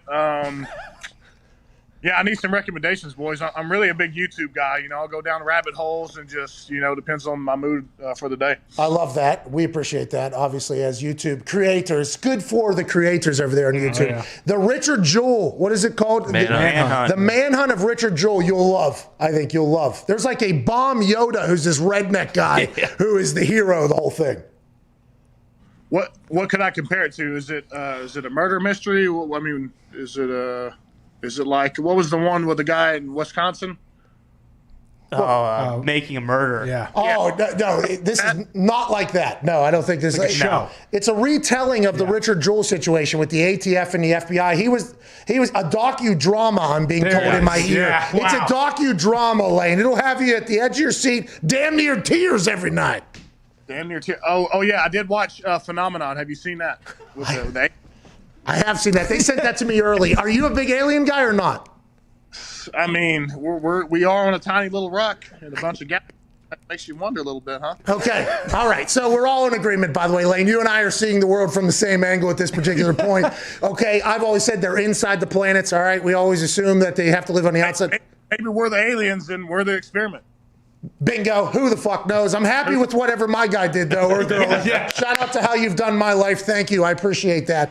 But I've been a rather intrigued in the alien guy for a long time. I thought the Phenomenon did an incredible job of collecting all the information we've already known, but no real new earth-shattering info, Yeah, I think until a body's present, it's just going to be speculation, from this point on, Hey, would you have raided Area 51 over back there whenever that whole team was ready to run through those fucking, laser beams probably? Oh, yeah. You know what I may have done? I may have watched them and see if they made it through, and if something would have happened, I may have chosen a back route or something, where I wasn't going to be seen. Smart. Kind of up under the radar a little bit. That's smart. I think that's something that people should think about is maybe going under the radar into Area 51. That's probably something that could happen. Diggs, what do you got? Lane, Carson Wentz is also a big outdoors guy. I mean, I saw he's got a deal with Bobcat. Surprised he didn't go with a deer. But has he ever got you his line a gift for a nice Bobcat or a Z-turn? Did John Deere turn his back on Carson? Uh-oh. Man, he got us a Beretta shotgun one year. I believe a 12 gauge. So that was nice of him. We've gotten a bunch of Yetis, coolers, shirts. Barbecue pit. Will we get a Traeger? A Traeger? Oh, yeah. Those things are all over the place. Basically, the deer camp set up. I got it all. So. That shotgun. You ever shoot skeet? Pooh! Ooh! Pooh! You see, you got to follow the pigeon. Yeah, I mean, it's been a while. I'm not gonna lie, it's been a while. But yes, I have done it. It's fun. Lane, you're saying you stink at it. That's what you just said. I think you just said you stink at it. Uh-oh. I'm telling you, I'm not very confident in it. It's like when I'm going duck hunting. Very rarely am I going to shoot them out the sky. Most of the time they got to be on the water. I've never been duck hunting, but I did watch the show, The Dynasty. Mm-hmm. That's a very nice family over there. It's a very nice. Wait, I wasn't even a big Duck Dynasty guy. What? I wasn't even a big Duck Dynasty guy. I watch it every now and then, but it's like, I don't know. I had a fucking duck call up here, Lane. There's no chance. I had a duck call up here. I used to be able to into it. You know what I mean? It's gone. It's probably in the case. Just stinks, dude. You got stuff on there. You don't know nothing this. Hey, Lane, get healthy, man. Get healthy out there. Hope the ankle heals up for you. Hey, I appreciate it. Hey, hopefully y'all have me on soon. Well, maybe next week. Hey, maybe whenever you're out there in Oklahoma. Hey, that'd be good. That'd be good. I can show you around a little bit. All right, sounds good. I'm sure there's great service out there. Ladies and gentlemen, Lane Johnson, thank you. Gabe, his trainer, worked at Jay Glazer's Unbreakable out in L.A. and also at another place out there, I forget the name of it, with one of my college roommates, Tripp. My friend Tripp. Tripp worked there. I went out to L.A. We had a good time. He's a Marine vet, I believe, and he's a personal trainer for Lane, and his job is just to make Lane be a monster, basically. Does a good job. Yeah, he does a great job. Got to handle that ankle a little bit, doing reverse flex squats, they said. Yeah, the fuck week 7, I believe, is when he got hurt, and he's still in the cast. Yeah, that had to be a pretty rough injury, I guess. What he says? Something about something tight. When I was reading the article, he basically described that his entire interior ankle just collapsed. Does that just happen? Like, what? He's a bionic ankle now. Yeah, that guy. Think about him out in the water, by the way, with the bass. The trout are the ones that jump to the fly fishing. That's going to be a little bit chillier temperatures. How the fuck was I supposed to know that? How come I don't know that, by the way? Now I'm a little bit upset that in my 33 years of venturing around talking to all the humans I've talked to, and anytime somebody says they enjoy fish, I do the same move every time. I go straight to the fly fishing move from late night on some show that was probably on where you see the guy wearing the waders and there's sun hitting and he's doing the whole goddamn thing. I do that not a single time has anybody said like, yeah, trout are in cold water. It's too hot. Who knew? Wayne did. I'm a Big Ten angler. I had no idea. And bears do know that. Bears know. Hey, what do you want? You want bass or trout? Let's get trout tonight. All right, fucking walk north. Go ahead, 10 blocks that way. Jesus Christ, dumbest show of all time. Let's go to Zach in Ohio. What's going on, Zach? What's going on, Pat and the boys? Happy Feel Good Friday. Happy Feel Good Friday to you as well. We just learned that there are a lot of friends of the show that made first team All-Pro, so we'd like to give them a round of applause. That's getting out today. What do you want to talk about, Zach? I want to talk about the mindset of the kicker and why certain kickers, like my Cody Parkey for the Browns, always seems to doink and fade away during big moments. Whoa. Jeez. He's made some big kicks, too. Let's not forget about those. Has he? I don't know. I think he has. I think there has to have been some big kick somewhere down the line. Absolutely. But boy, whenever he misses, it does feel like those do get spotlighted pretty heavily. The thing about the predicting of who and what kicker is going to be good is damn near impossible because it's just, can you perform your job at a very high level in a very high pressure moment with a lot of things on the line, including your happiness for, I don't know, the next 3 to 6 months potentially. For money. For your family's house. For not only yours, by the way, all your teammates, all your teammates' families, all your coaches' families, and also now with millions of dollars being gambled in every single county in the country basically at this point. Can you perform a task that is relatively difficult to do? And some people might say it's not that difficult to do or whatever. It's like, okay, go in the backyard, grab a football. You could probably throw the ball pretty good, but you're going to kick like dog shit. Yeah. It is a difficult thing to do. You can only miss by just a little bit if you want to. The sweet spot for you to hit is so small. Wow, there's people. I mean, it is once you learn how to do it, relatively easy craft. But there's not a lot of people that learn how to do it at a high level. Can you do it whenever the whole world is literally just sitting on top of your shoulders? A little different. It is, and you can never predict that. I don't know how you predict that. I don't know what question you ask somebody to find out if they're going to be able to do it. I don't know how you look at somebody, because they could even be good in college, by the way, and then get to the NFL and just not be able to do it. And then on the flip side, there's some bad college kickers. Robbie Gould was not that great of a college kicker at Penn State. Then he gets into the NFL. I think he learned under Vinatieri up in New England. He's still going. Just re-signed. Now, granted, I think he missed a kick in the last game, which was always a surprising time. He never misses. It's like, how do you know? You have no idea. You never know who's going to be good. Do you think, I mean, there's no way of knowing, but do you think Cody Parkey, like, he'll never get the double doink out of his head, right? Well, never. I mean, like, he's always thinking about that at one point or another when he goes on the field. And when he retires, by the way, 10 years down the road, he's going to go to a gathering, and it's going to be every single time he probably meets somebody. Oh, man, sorry about for the rest of his life. Mm-hmm.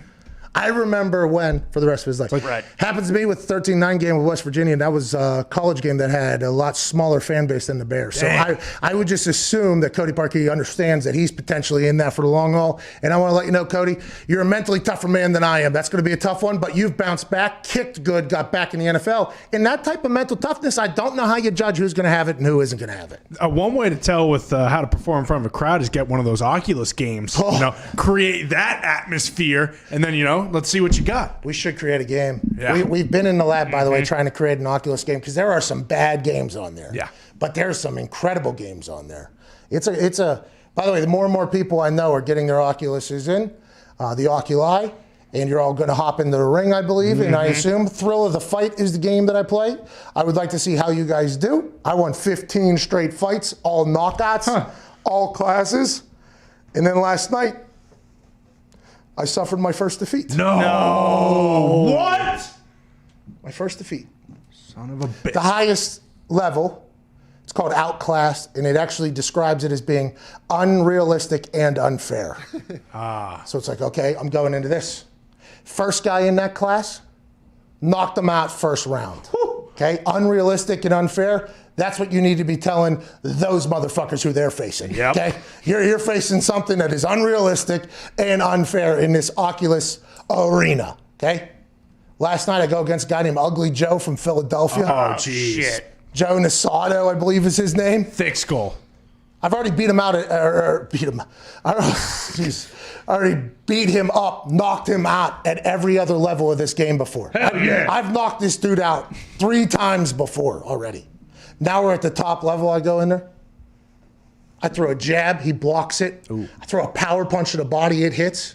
I step back like this. He throws one right, hits me in the suck hole. Down. Oh, sleeper. One fucking punch, I'm down. I hear the guy, the whole screen goes black, obviously. And I'm always like, come on. Like I'm moving my hands, so the ref can see my hands potentially moving in the artificial world. I'm like, come on. I'm here. Come on. Moving, the head.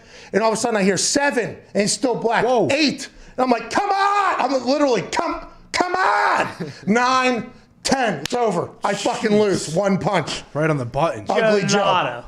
Joe Nazato. Son of a bitch. Joe Nazato. Big, ugly Joe Nazato. I was so mad Oculus cooked the fucking books against me. They heard me talking like this. Yeah, I was going to say, they're listening to you, and they're like, oh, okay, he wants to get a little cocky. Wait till he runs into ugly fucking Joe again. An unfair and unrealistic mode.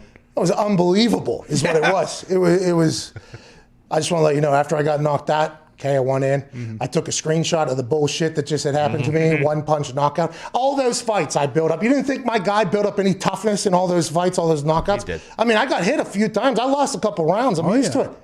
Go right back in there, by the way, knock his fucking ass out. That's right. I threw 450 punches at him in fucking 3 rounds. I was just, not messing around. Not happy. And I was so sore last night. This morning, couldn't ride my ass again, all because Ugly Joe knocked me out with one punch. Still had that belt around the waist, though. That's all that matters. But you're right. You could put them in that ring and see how they do. Exactly. Against Ugly Joe, whatever. Stadium full of people. See what they can perform under pressure. Coach A.Q. Shipley has one. He's been in the Oculus Arena the last few nights. Really? He's 3-0 with 3 knockouts. Oh, okay. So he's coming for the belt. Ugly Joe yet? He has. Okay. Because at the lower level, he's like the 3rd fighter. Oh, so he got him already. Yeah, but he's got him at like the. He hasn't got him at the and on. Yeah. No. He's nowhere near I. He's got numerous fights to get to where I'm Okay. Large mountain to climb. Nick's getting his today, by the way. He's stepping into the arena. Let's go, Nick. Got all weekend, baby. Nothing to do but beat faces with my fists and then beat my meat with my other fist. Hell yeah. That's the Oculus is about. Yeah, that's right. That's Oculus, baby. Yep. That's Oculi, baby. I was hoping you were going to say that. Let's go to Brad in Philadelphia. What's up, Brad?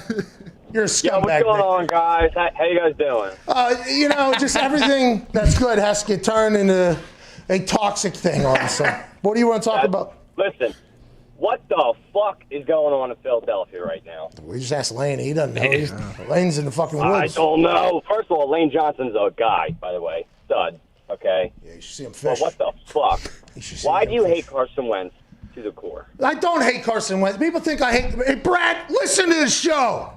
Listen, he's going to be having dinner with Carson every week next week when he's in the Colts show. All right, listen. And the guy played terrible football all year long. Bingo, thank you. There doesn't mean you hate somebody. At Bubba Gumpino from Canada coming in with some fucking reason. I don't hate Carson, okay? The only thing about Carson is if he's coming with a price tag, which he is, okay, whoever trades for him is picking up a rather large contract that's already, if we're going to pick one up, I would rather we go a couple other places, potentially. Mm-hmm. I would just, if we're going to pick up, hey, let's go get Deshaun out of there. Ooh. Not going to happen. Whoa. A lot of reports saying that even though he's upset, he ain't got a fucking thing he can do about it. It's getting uglier. What do you mean? His agent's tweeting. While nepotism. What's going on? It's heating up right now. His agent's tweeting about who? The Texans owner. While Cal McNair and Casario are doing their opening press conference, Watson's agents, he's out there tweeting. He's tweeting like a watch along? It's the tweet the was tweet is now deleted. deleted. Do we have a screenshot? The internet has a screenshot. Hey, delete your tweet all you want. We fucking are. It's already been out there. Too late. Okay. Gumpy. Yeah. Gumpy always has it. By the way, Gumpy's our Lane Johnson in the fucking Bass River. Yep. Dude, he is in there. He will get whatever off of the internet. Appreciate that, Gump. Okay, so shit's cooking. We're not going to get Deshaun. Let's wrap this thing up. Let's get Matt Stafford. Matthew Stafford. Okay, if we're going to get a quarterback, I mean, he's older than Carson. Yes, I completely agree. But you're not signing a quarterback. What do you want, 10 years? And by the way, maybe Matthew Stafford can go. The guy can throw the ball 700 yards. I mean, there's nothing that says he can't with that offensive line. Like, if we get a 3-year run out of a guy, should we not be pumped up about that? Yeah. This tweet is a tweet that has been deleted. David Mulugeta? Nailed it. Yeah, good. David Mulugeta. Wow. Who's he? He's Italian? No. What? Deshaun's agent. Yeah. What agency though? What agency is he from? He reps a couple. He repped Dwayne Haskins, I believe, because they just parted ways. They parted ways or whatever. That's where he kind of bumped in there. David Mulugeta tweets nepotism at an all-time high. Shout out to those of us who got it out the mud. Ooh. Okay, he's A1, Athletes First. Yeah. Okay, that's also Aaron Rodgers football. That's a big agency, by the way. I'm intrigued to see how this thing plays out because Cal McNair allegedly asked Deshaun Watson about his opinions on the coaching and hiring process, right? Or Deshaun Watson went to Cal McNair just to give him some of his opinions. I don't know exactly how the conversation has happened, but it has gotten out there that Deshaun Watson has told Cal McNair about Eric Bieniemy as a potential head coach for the Texans. And I guess there was some people saying, once again, we don't know how any of this information is getting out. Who's leaking the information? You don't know who's there. But people are saying that there was some sort of understanding by Deshaun Watson that Cal McNair would at least run some things by Deshaun Watson, or Deshaun Watson would be involved in the process of shaping the Texans' future. And for whatever reason, I guess the hiring of Caserio was not something I guess Deshaun knew nothing about. Adam Schefter, his Instagram caption last night that he basically listed off the entire situation from Deshaun Watson's side, it sounded like, was who was giving his information. And basically Deshaun Watson just expected or wanted or thought he deserved, which I think he does, to at least be in the conversation about what's going on with the future of the franchise. But this happens on a regular occasion, by the way. Aaron Rodgers was not involved at all in the LaFleur hiring, if you do recall, and that was some drama there at the beginning. People were like, is Aaron mad? And then everybody was like, well, Matt and Aaron hate each other because there was like some really nasty shit that was getting said by people who knew nothing of the situation. And then we talked to Aaron like maybe 5 weeks into the season or whatever, and he's like, oh yeah, you don't hear that much anymore now we're winning games, do you? He basically said it's all bullshit. Like, that is not true. So I have no idea what to believe, but it does feel like Deshaun Watson is not happy, and Caserio is going to have to figure that out, because I guess they're saying, a lot of people are like, there's no chance of that trade happening. David has tweeted again after the deleted tweet, and he said, yep. Actually, a reference to politics this time. Everything isn't about football, guys, but hey, whatever gets clicks, I guess. Oh. Okay. All right. Terrible backing down. No. Not everything's about clicks, man, sir. This is in reference to politics, but just circumstance that the owner's son happened to be holding a press conference at the exact same time. Maybe he didn't even know. Didn't even know that it was happening. You know, he reps a lot of different players. He's not just worried always. Maybe Deshaun Watson, by the way, is on an island that doesn't have a lot of phone service. Could be. Okay. Could be. That's a real thing that could happen. He is able to like tweets, though. True. Well, that's a very interesting thing. He went into the hotel and got because for 30 minutes. He liked John Gordon's tweet about an organization that's not connected at the top will crumble at the bottom. Which, by the way, very, very profound. Yes, philosophical, if you will. Because normally people say, you got to start with the foundation, the bottom. You can't be built on sand. You got to be built on stone. Okay, you got to have a solid foundation. John Gordon's like, wait a fucking, of course. Okay. But an organization that's not connected at the top, guess what? Like a bridge, if they don't have the strings on them, that whole thing's tumbling down. Collapsing. They got to be connected up there. Too damn tall. Too damn tall, these things. Too much leverage to fall if they're not all tied together. That's what John Gordon said. And Deshaun Watson was like, fucking hey, I'll heart sign that thing right there. Let me like that. The head coach thing makes sense, but, I mean, is it really that common for a quarterback to have a say on who the GM is going to be? I don't know, dude. I don't know. But then the interesting thing now is since they hired a general manager, the general manager is going to be a part of hiring the head coach, unless they're both just getting hired by Cal McNair. just like what's going on with the Chargers. The Spanos family is interviewing for the head coach. It's not Tom Telesco just making the decision. I assume Tom Telesco will have a say in the decision, but it's the Spanos family that's making that decision. So you're coaching for the Spanos family as opposed to coaching for the general manager who's working for the owner, which, by the way, there is plenty of different ways businesses run. Obviously, everybody knows up in New England, there's one guy that runs the football side, and then he just reports the craft for what he needs and everything like that. There's some places where the coach will hire the general manager. A lot of people think that in the Las Vegas Raiders organization, John Gruden gets a 10-year, $100 million contract. He then hires Mike Mayock. Mike Mayock is working for John Gruden. John Gruden reports to Davis, who loves John Gruden. So Mayock's job is to get the players for John Gruden. Then there's some places where the owner's in charge. GM works for owner, coach works for owner. Owner wants these players, owners wants this team coached this way. So there's a bunch of different ways to kind of lay it out. If I'm the owner, by the way, I'm the GM, head coach, and starting quarterback. Jackie Moon, how you doing? Keep it moving. Get the funk out of my face. Get the funk out of my face.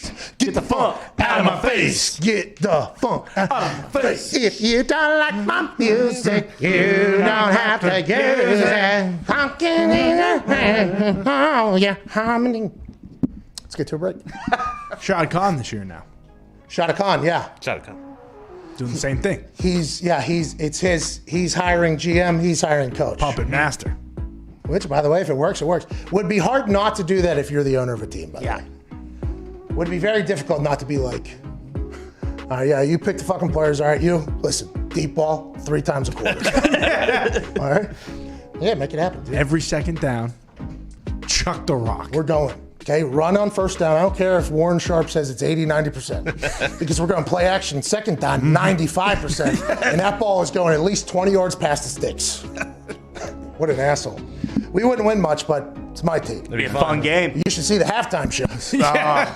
You should see the halftime shows. Dewey the Bear. Let's get to... Jackie Moon, will fight a bear. Your only refund will be escaping this death traps with your life. Oh, my God. What a fucking movie. Underrated movie. Oh, yeah. Oh, yeah. Big time. Underrated movie, semi-pro. Corn dogs, Jackie.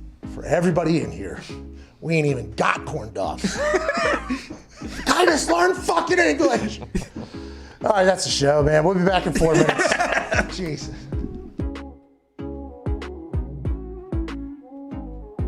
Why is football the greatest sport on earth? And do you think football is the greatest sport on earth? And why do you like football? That's a really deep question there, Pat. I know. I think I can get a good answer out of you, though. Like, I think you'd be able to talk about it in a way that I think a lot of people haven't, because you've been at the pinnacle of it for so damn long and inside of it, and your brain is a pretty fantastic one. We've learned here over the last few weeks, obviously. Last few weeks, that's it. That's all the time we've learned that. I think it's the greatest sport in the world for one main reason. It is a true team sport where it is damn near impossible for one person to dominate an entire game. And if you look at other team sports, basketball with 5 guys on the court, I think you've seen multiple players over the years. Maybe one player, maybe 1 or 2 players on a squad be able to dominate and win championships. Baseball, you can have a dominant pitcher and win championships. Soccer, you can have a dominant forward and or goalie. That seems to be a little more of a team sport, but you don't have 11 players engaged at the same time on every play. It is truly a sport reliant on every player on the field to do their job in order to be successful. And I think that's why at times, you know, certain star players can get maybe too much credit and maybe too much blame on the flip side, because it does take so many players at the same time in 3 phases to win football games. And I think that's the beauty and the draw of our sport, is that something new happens all the time, because you are literally dealing with 11 humans on the field at one time who all have lives outside of football, and there's distractions, there's a reliance on coaching, there's a reliance on preparation, there's a reliance on diet and performance. I just think there's so many facets to it that you see something new every single week, and I think that's the beauty in our game. When it comes to the love that I have for it, it's rooted, and I think like any player who's played for a long time, the love is not just about our sport, it's about competition. And I think there's nothing in the world for me that fills that need in that hole I have, like competition. I think players who played for a long time at a high level, you have that need to be satiated competitively, and it's a love of going out there and going against guys and being in an environment where you know that nothing is guaranteed. And that's why at times I've taken umbrage to people saying that it's easy, because it's not easy. It's never easy. And I think that's the beauty in our game, is that you see things new every single week. It's never easy. And your only thing you're guaranteed is the ability to compete. I love that aspect of it. I love competing. I love going out there and harnessing the fear of failure, where I think so many people who maybe don't love football as much, the root of that is a deep fear of failure, that you might go out there and your best might not be good enough, and that's not okay with you.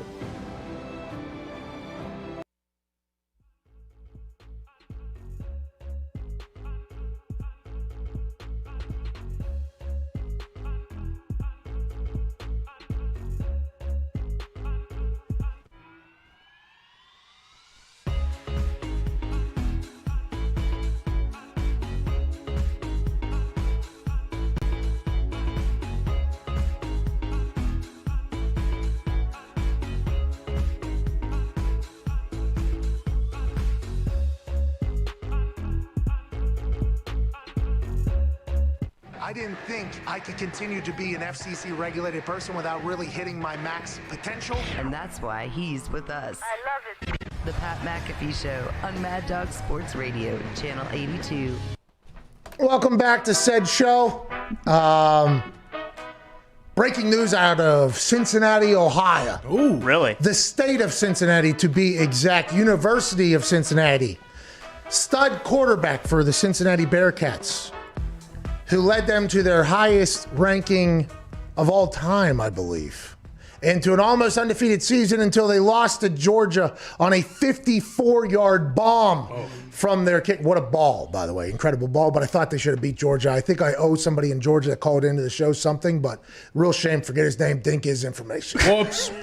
Anyways, Desmond Ridder coming back for his senior season next year. Okay. He will be a hot commodity in the NFL. People will want him. And I believe the Cincinnati Bearcats, go ahead, put them in a college football playoff next year if he's coming back. There we go. Good for them. Speaking of playoffs, a team that has made the playoffs now for a couple years in a row, but this year they are representing the AFC East.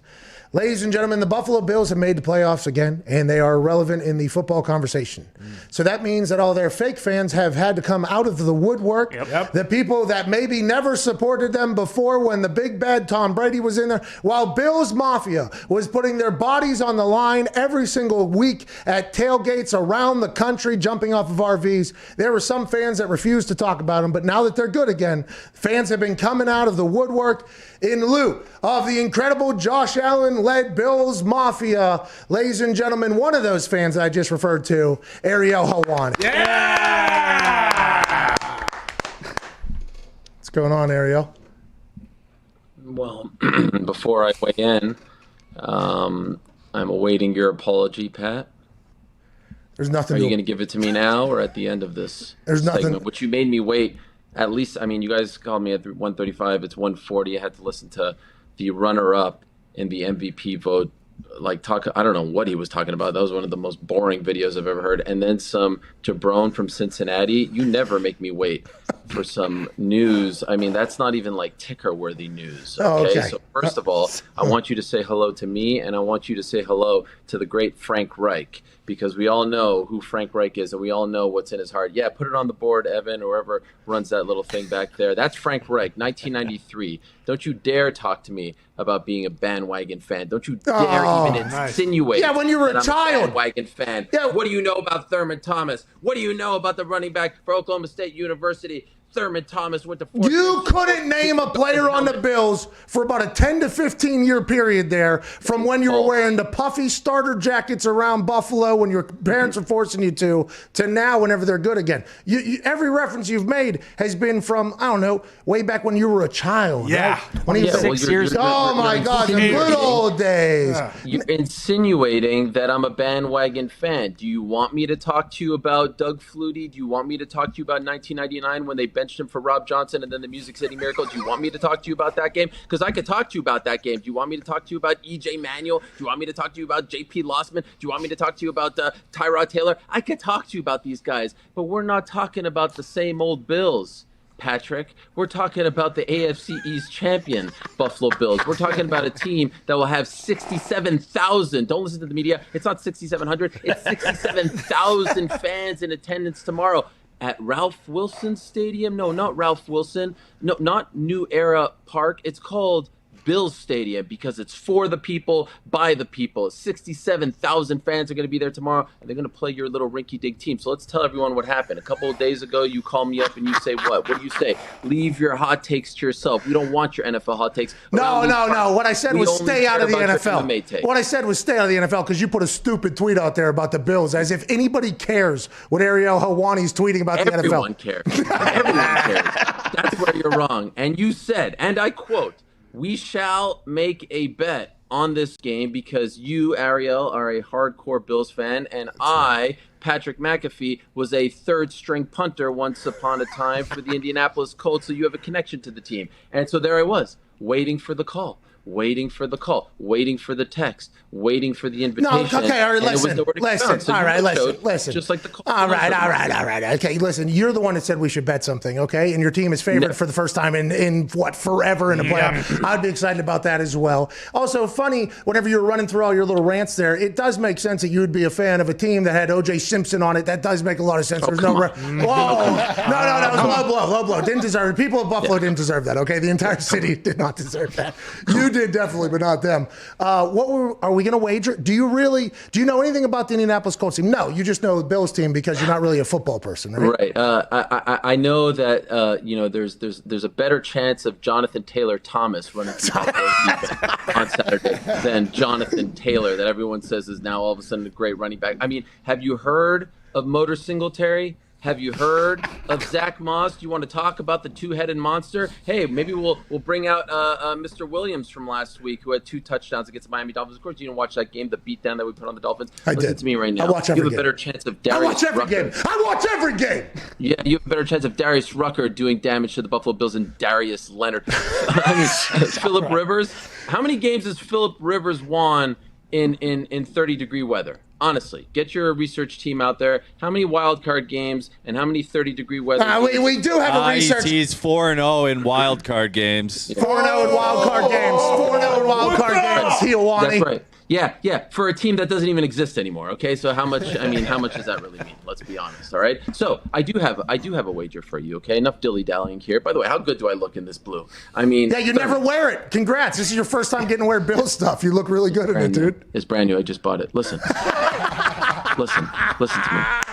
When the Bills win Saturday, and by the way, can we talk about the disrespect for a second? Can we talk about the fact that the number 2 seed AFC East champion Buffalo Bills are playing in the 1 o'clock Saturday game? Guess what?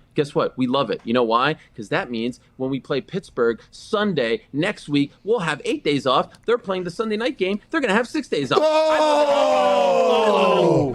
I love everything about it. We're going back to Tampa Bay, and we're going to go back to the scene of the crime where Scott Noward missed. He missed the field goal, whatever. We don't care. That was Tampa Bay 30 years ago. Whitney Houston, America the Beautiful. She sang the anthem. It was a great moment in time. We're going back to that scene, and it's going to be fantastic. Shut the fuck up. What's the wager? When the Bills win at around 4:30 p.m. Eastern time tomorrow, Saturday, you will go purchase a Helwani boxing T-shirt. You will then receive said T-shirt, and you will wear it for an entire week on your program. Can't do a week. Can't do it. Well, why not? Can't do it. One show. Well, you're going to have to do the same then for a shirt that we design for you. You're going to have to, for one of our shirts, you're going to have to wear. I'm in. Although it can't be like, I work for the mouse, so it can't be like. I know. Yeah. We won't do anything about that. Okay. Yeah. Okay, I'm in. Are you in? Yeah, how many? We got to do 2. How many shows do you do a day on the mouse? I mean, I don't know if you know this, but I'm sort of a big deal at the Worldwide Leader. So all my shows are for the mouse. You know, I'm an important guy. The fact that I even took 10 minutes out of my day to talk to you on this program and boost your ratings is something that I deserve a thank you for. ESPN News, where you're at, can't touch what we're doing right now. ESPN News, where you're hanging, cannot even see what we're seeing right now on YouTube. What are you talking about, ESPN News? I'm not on ESPN News. That's where you're at. Yeah, you're ESPN Ocho, dude, aren't you? That's where you're at. No. That's where they I'm keep on you Plus. I'm on YouTube. I'm on the podcast. I'm on ESPN Radio. I'm a multi-platform star. Oh, so you're never on ESPN. You are never on ESPN. That's what I just heard. Oh, yeah. I'm on the Deuce. Every Tuesday. Oh, okay. Daniel Cormier and I. You know Daniel Cormier, the guy who beat that guest that you had earlier this week, Stipe Miocic. Hey, not the last time, though. Not the last time. Neither here nor there. So, are you in or are you out? Yeah, I'm in, but I want to make sure when you wear the shirt, people are actually going to see it, you know? Because you rattled off, what do you rattle off? 4 platforms and nobody listening or watching. Subscription services. So the Deuce, then, we're going to need at least one episode with DC, and then we'll wear 2 days? What do you mean, at least one? It's not a menu item here. You don't get to choose. Well, we're negotiating. We're negotiating right now. Do you think 2, maybe? 2 shows, back-to-back? Do you have 2 shirts for sale? I have multiple shirts, yes. How about this? I'll give you a full week's worth of shows. I'm that confident that the Buffalo Bills are going to win. Yeah, nobody's going to watch. Yeah, the Colts are getting 6.5 points. It should be better off. Yeah, bro, you can wear no shirt. Nobody would know. With the excuses, you said, what do we do? We're not doing no FanDuel gimmick here. We're talking about the Bills versus Colts and who's going to move on to week 2 of the playoffs. We're not talking about points and spread. How many and all shirts that. We're talking about winners and losers. How many shirts do you have? How many shirts do I own? No, for sale. Like, how many Hiawani shirts do you have? You were asking about my my wardrobe. I have 2, I do believe. I mean, the merch game is, it leaves a lot to be desired right now.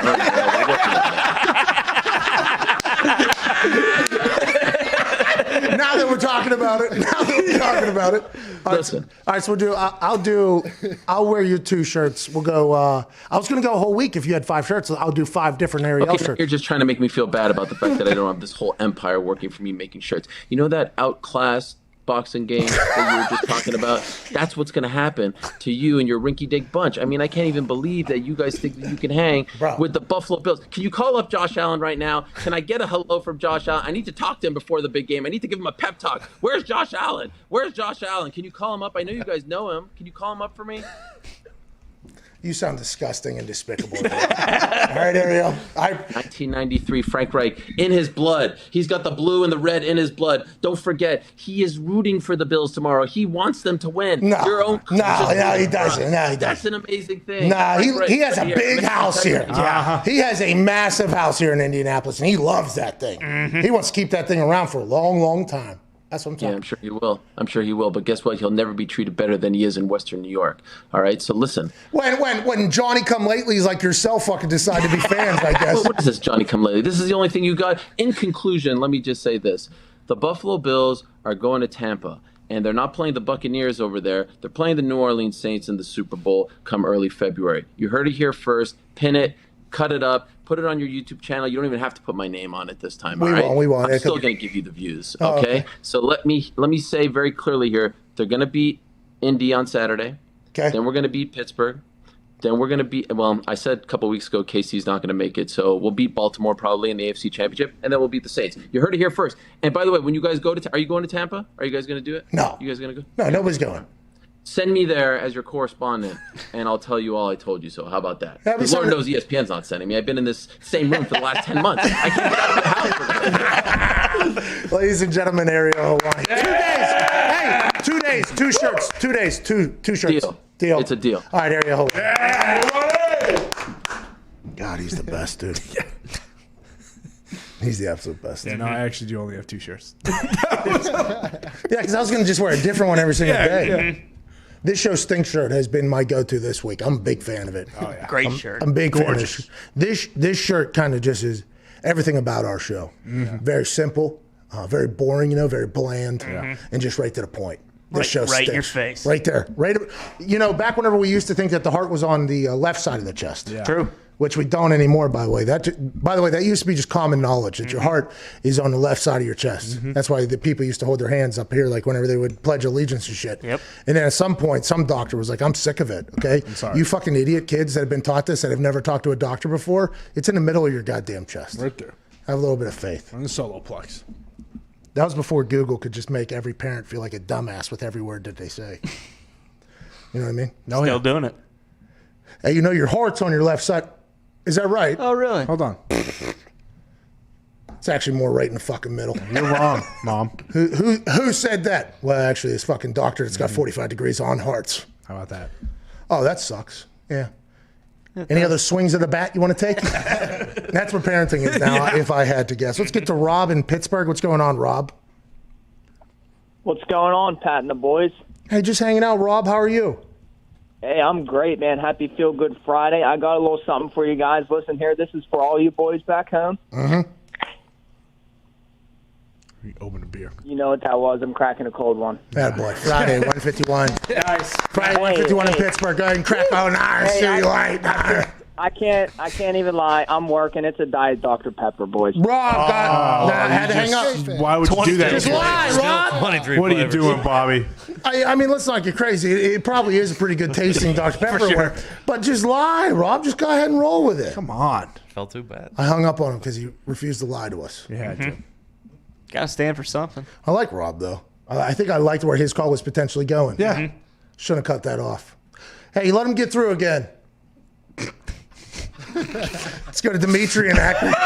I would like to talk to Rob again. What's going on, Dimitri? What's up, Pat and the boys? How we doing? Not too shabby, man. Wrapping up the week, going into super wild card weekend. Yes. Also in hour 3, AJ Hawk's going to give us every game prediction. Oh, yeah. Whoa. Yeah. So we got a lot of big things here. That's how we're doing. How are you doing? I'm doing great. My Brownies are finally in the playoffs. I'm 22 years old, never really seen it before, so it's pretty exciting. But I do have a theory for you guys. Okay, here we go. So we know our boy Foxy was jumped on the Steelers and they started, eating shit. They were just because all the fans and me. That shit. So my theory is this: I think secretly behind the scenes, Foxy has made his way over to the Browns fan base. Thanks for that, Dimitri. That has been alleged before, by the way. Yeah. Whenever Foxy was potentially going to leave the Steelers fan base and go elsewhere, a Cleveland Browns fan called and said, hey, you're already a hero in our fan base. Come on over. Yeah. And Foxy actually told them to kick rocks. I don't cheer for losers. Yeah, I will say this. As a Lions fan, that's what he said. I'm so happy for the Browns. I'm actually jealous for the Browns because we were late in a lot of levels. Only 2 teams to go 0-16. So it would be awesome to see them win a game. But I don't think I'm going to pick a team for this round of the playoffs. Really? It turns out it's not very fun having a whole city hate you, so I'll sit this one out. Oh, Foxy. Come on, dude. You should have just done them fist push-ups after you watch The Bachelor. Yes. This is what happened. I can't do that to the Browns, though. I actually would feel bad for the Browns. The Steelers have won a lot, so I didn't care about them. Now let's go to Alex in St. Louis here. Last call before we get out of here, hour 2. What's going on, Alex? Hey, what's up, man? How you doing, Pat and the boys? Hey, not too shabby. Just throwing Foxy a little soft. Pittsburgh, Pittsburgh started attacking him. He didn't like it because he likes Pittsburgh, I'd assume. Is that why, Foxy? Yeah, I like Pittsburgh, and I respect all the other teams, especially the Browns, so I don't want to get them on my bad side. Yeah, but you did try to submarine bury the Pittsburgh Steelers, and you were kind of rubbing it in all of Pittsburgh. Well, yeah, according to Pittsburgh, pretty successfully buried them, too, if you don't ask me. Actions have consequences, Pittsburgh. And then when he jumped off, things went back to normal, and the Browns are still the Browns. Alex in St. Louis, what's going on? Oh, just wishing Foxy didn't think that the Steelers the whole year. They'd have the number 1 seed if he didn't jump on board for those couple of weeks. Yeah, very true. People forget about that. What do you want to talk about, brother? I just want to say that I'm a little disappointed you guys have never mentioned how Jair Alexander is the greatest CB in the league right now. Lock it down up there in Green Bay. Okay, yeah. Hey, you're 100% right. Oh, yeah. He's very good. That's on us, dude. Hey, I want to let you know, we do a lot of Packer talk on this show, too. So it is kind of interesting to me that a Packer fan just got on here and got mad at us for not doing enough Packer talk because we get yelled at for a lot of Packer talk. You know what? Admittedly, sometimes you kind of get fixated on one side of the ball, right? We got fucking Raj on the show every week, so I'm kind of, Jair Alexander's great. He's all-pro, second-team all-pro. You see what just happened right there? Accountability, transparency. Yes. Yep. What do you want? What do you want us to do? That's what shows need to do more of. How about Warren Sharp just giving out picks? I wonder how. I mean, there's people got to be making a lot of money with those. I hope so. Yeah. Gumpy needs to start selling his soccer picks. Yeah. At that cost? For a king's ransom. But you can sell them for more. Yeah, Gumpy, you need to sell for a lot more than that, it sounds like. I don't know the market, but I feel like you just go ahead and just maybe double everybody else. Yeah. I feel bad enough when I lose on free picks. I couldn't do it. All right, hour 2 wrapping up here. We're back on the other side. We got Aaron Jones and AJ Hawk. This is Pat McAfee Show, Sirius XM, Channel 82, Mad Dog Sports Radio. Let me tell you a little story about these statistics. Troy Polamalu, okay? Fucking Troy Polamalu. So we had a fake for the Pittsburgh Steelers that was a 100%er. We didn't even have a cancel the goddamn play because it was a 100%er. If we ever end up in this situation, inside the 7-yard line on the left hash, it is a 100%er that the C gap will be wide open and we will just part the C to the left. It'll be a touchdown. 100%er. We're playing in Pittsburgh, the city I grew up in. I grew up in Pittsburgh. I won the punt, pass, and kick national championship, AJ. National championship, AJ. Congrats. AJ, did you ever win the national championship, punt, pass, and kick? I think I got 3rd or 4th out of 4 at the Nationals. I'm proud of you, man. Anyways, so we're there in that stadium, okay? A lot of McAfee's in there. A lot of McAfee's in Pittsburgh. I'm going to score my first fucking touchdown, night game, Sunday Night Football, I believe it was, right here, touchdown. We get into that situation, and I'm like, holy fuck, this is really going to happen. We're like on the 6, on the left hash. It's 4th and goal now. Field goal team's jogging on. I'm like, well, fuck, it's about to, I'm ready. I am ready for this to happen. So I get out there. I get down. Vinny's like happy for me. Vinny's like very excited. He's like, let's fucking go. Like Vinny's excited for me at this moment. I'm like, here we go. So I make the call. I forget what it was. So I start saying it, right? And everybody's looking at me like, okay, bright eyes. Here we go. Let's get after it. Offensive linemen are dead ass tired. They do not want to be in the middle of a field goal anyways. So they're just like, all right, I don't give a fuck if you die here, but this should work. Let's get some points. And all of a sudden, I go through my cadence, I call it, I get down, and Troy Polamalu's fucking ass goes ahead for however long his career was at this point. I think it was like 9 years or 8 years at this point. Not a once has he ever gone to this side of the field over here to the left and covered, stood right in the C gap. Never. He lined up exactly where he had lined in film 100% of the time. And then as soon as I got to like the second cadence right before set, he just bounced his little ass right over to the C gap. And I like stopped everything I was doing and I literally just looked at him. And I gave him like a, what the fuck are you doing, man? Like, why are you there right now? And then I stood up and said, we are kicking it. We don't have it. We have to kick it. We are kicking this. And then I get down, and Vinatieri kicks it, and I jog off the field, and Chuck Pagano comes running up next to me. He's like, hey, good job. What'd you see? I said, what did I see? Polamalu just fucking went right into the goddamn C gap. What did I see? What did I see?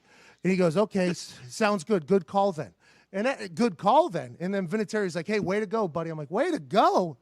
Are we not going to talk about how big of a fucking asshole Troy Polamalu is for what just happened right there? So that's. I saw the angel of death waiting for me in the C gap. It's unbelievable. What, you thought I was going to run him over? No way. He's probably going to strip me and score a touchdown the other fucking. That's Polamalu, bro. That ain't just your backyard football with your son. These are professional fucking athletes. He'd probably jump over the lineman, pick me up, and run me into the other fucking end zone if he wanted to. That's what he would have done. The hard-hitting safety of his generation, too. I mean, Ed Reed, great cover safety. I don't know that you would have feared him, but Ed Reed, I would have feared Ed Reed. Yeah, if I saw Ed Reed in that C gap, absolutely. Reed, boy, the best safety you ever seen, boy. I ain't doing shit to Ed Reed. No, Ed Reed would have made the tackle. I'm saying that Polamalu would have shaved years off your life. Oh, my God.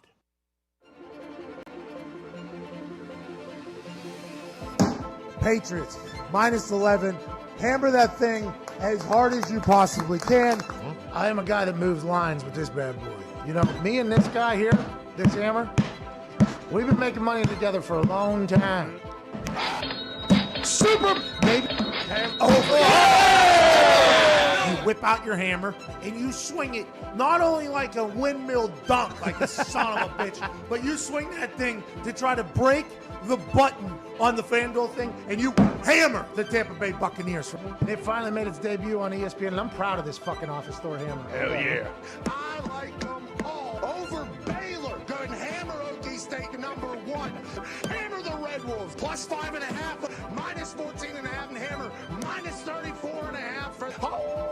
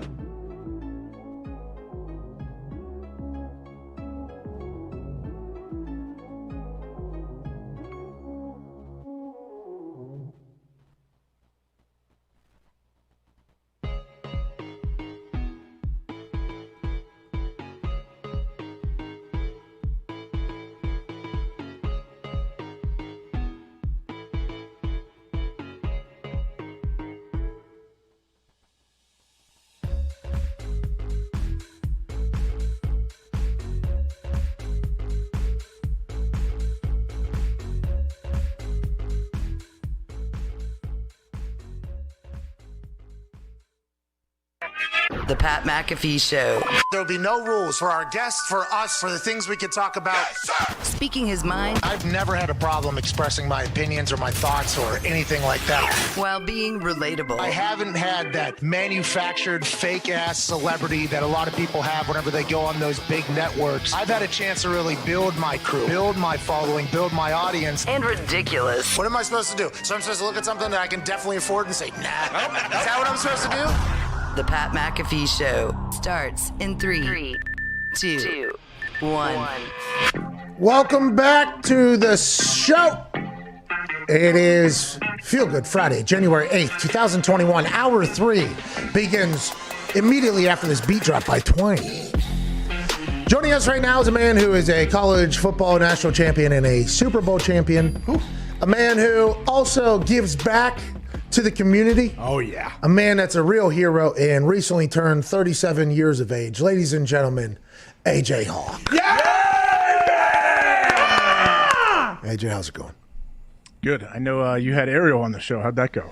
You know, Ariel was very interesting because he is a Johnny-come-lately to the Bills Mafia. You know, when things start looking good, he jumps on it. I had some English people tweet me and tell me that he is what we like to call a glory hunter. When things are good, he's there. When it's bad, he gets off of the tracks. But I believe the thing about Ariel is whenever he speaks, I am thoroughly entertained. I love that dude. I am a big fan of his. But the Bills-Colts thing, he wanted to make a bet, obviously. I mean, the Bills should win that game, but the Colts could win this, AJ. I mean, the Colts, the offense of the Bills has been absolutely steamrolling, but the Colts could win this game, and it's the first game of the week. He's very confident. I'm going to have to wear 2 of his goddamn shirts, I think, potentially afterwards if we lose. How do you see this game going, AJ? What are your thoughts?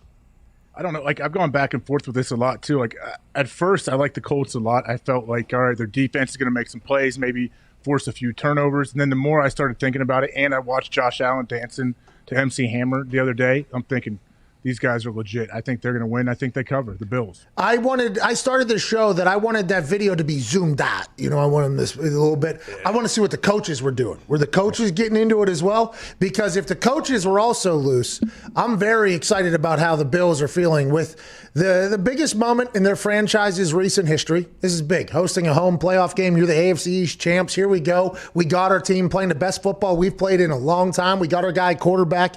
Maybe the first year we never could have known that he was going to get as good as he is. He's great right now. But this weekend, it just feels like, I don't know. I want to know the coaches. Or the coaches have tight assholes? You know what I mean? Like, you see Josh. Think about if a team is doing that in their pre-practice stretch on the week of a playoff game, their coaches can't be super tight if that's happening. True. They wouldn't get to that point. I just want to know if the coaches were dancing, though. You know, I want to see some old whites out there, you know, dancing, doing a little shoulder. You know what's weird? Remember when remember when McDermott took the gig, wasn't like one of his first things to say, I'm taking the ping pong table out of the locker room. Like we're not here to have fun. We're here to work. I do remember that. And then now granted, that first year, I think they made the playoffs and then they got rid of Tyrod Taylor, right? Yep. That's what they got made the playoffs. Thanks, Cincinnati Bengals. Andy Dalton actually got like a charity donation from Bills Mafia for getting Bills Mafia into the playoffs. Sean McDermott was like, all right, good year, Tyrod got us to the playoffs or whatever, first time in forever. But go on, get the fuck out of here. See you later, dude. Sorry about that. We're drafting Josh Allen. That first year, obviously not as great. Nobody knows what's going on. But Bean and McDermott have been patient, building a culture over there. That offense looks very, very good. Stephon Diggs, who's going to be good to go because I seen him dancing. They said he's questionable. He was dancing very hard in that song, to that song. So there's no thought of a potential muscle popping out doing the MC Hammer big pants shimmy. You know what I mean? That whole thing. Yeah, they look very good, though. And everybody's talking about them being the team that could potentially stop the Kansas City Chiefs in the AFC. But the Kansas City Chiefs, I'm intrigued by them as well. They haven't covered all year. They've lost me a lot of money. So maybe this is my point of view being a little bit different than a lot of people because I've bet on them every single week. Every game's close, but they win it.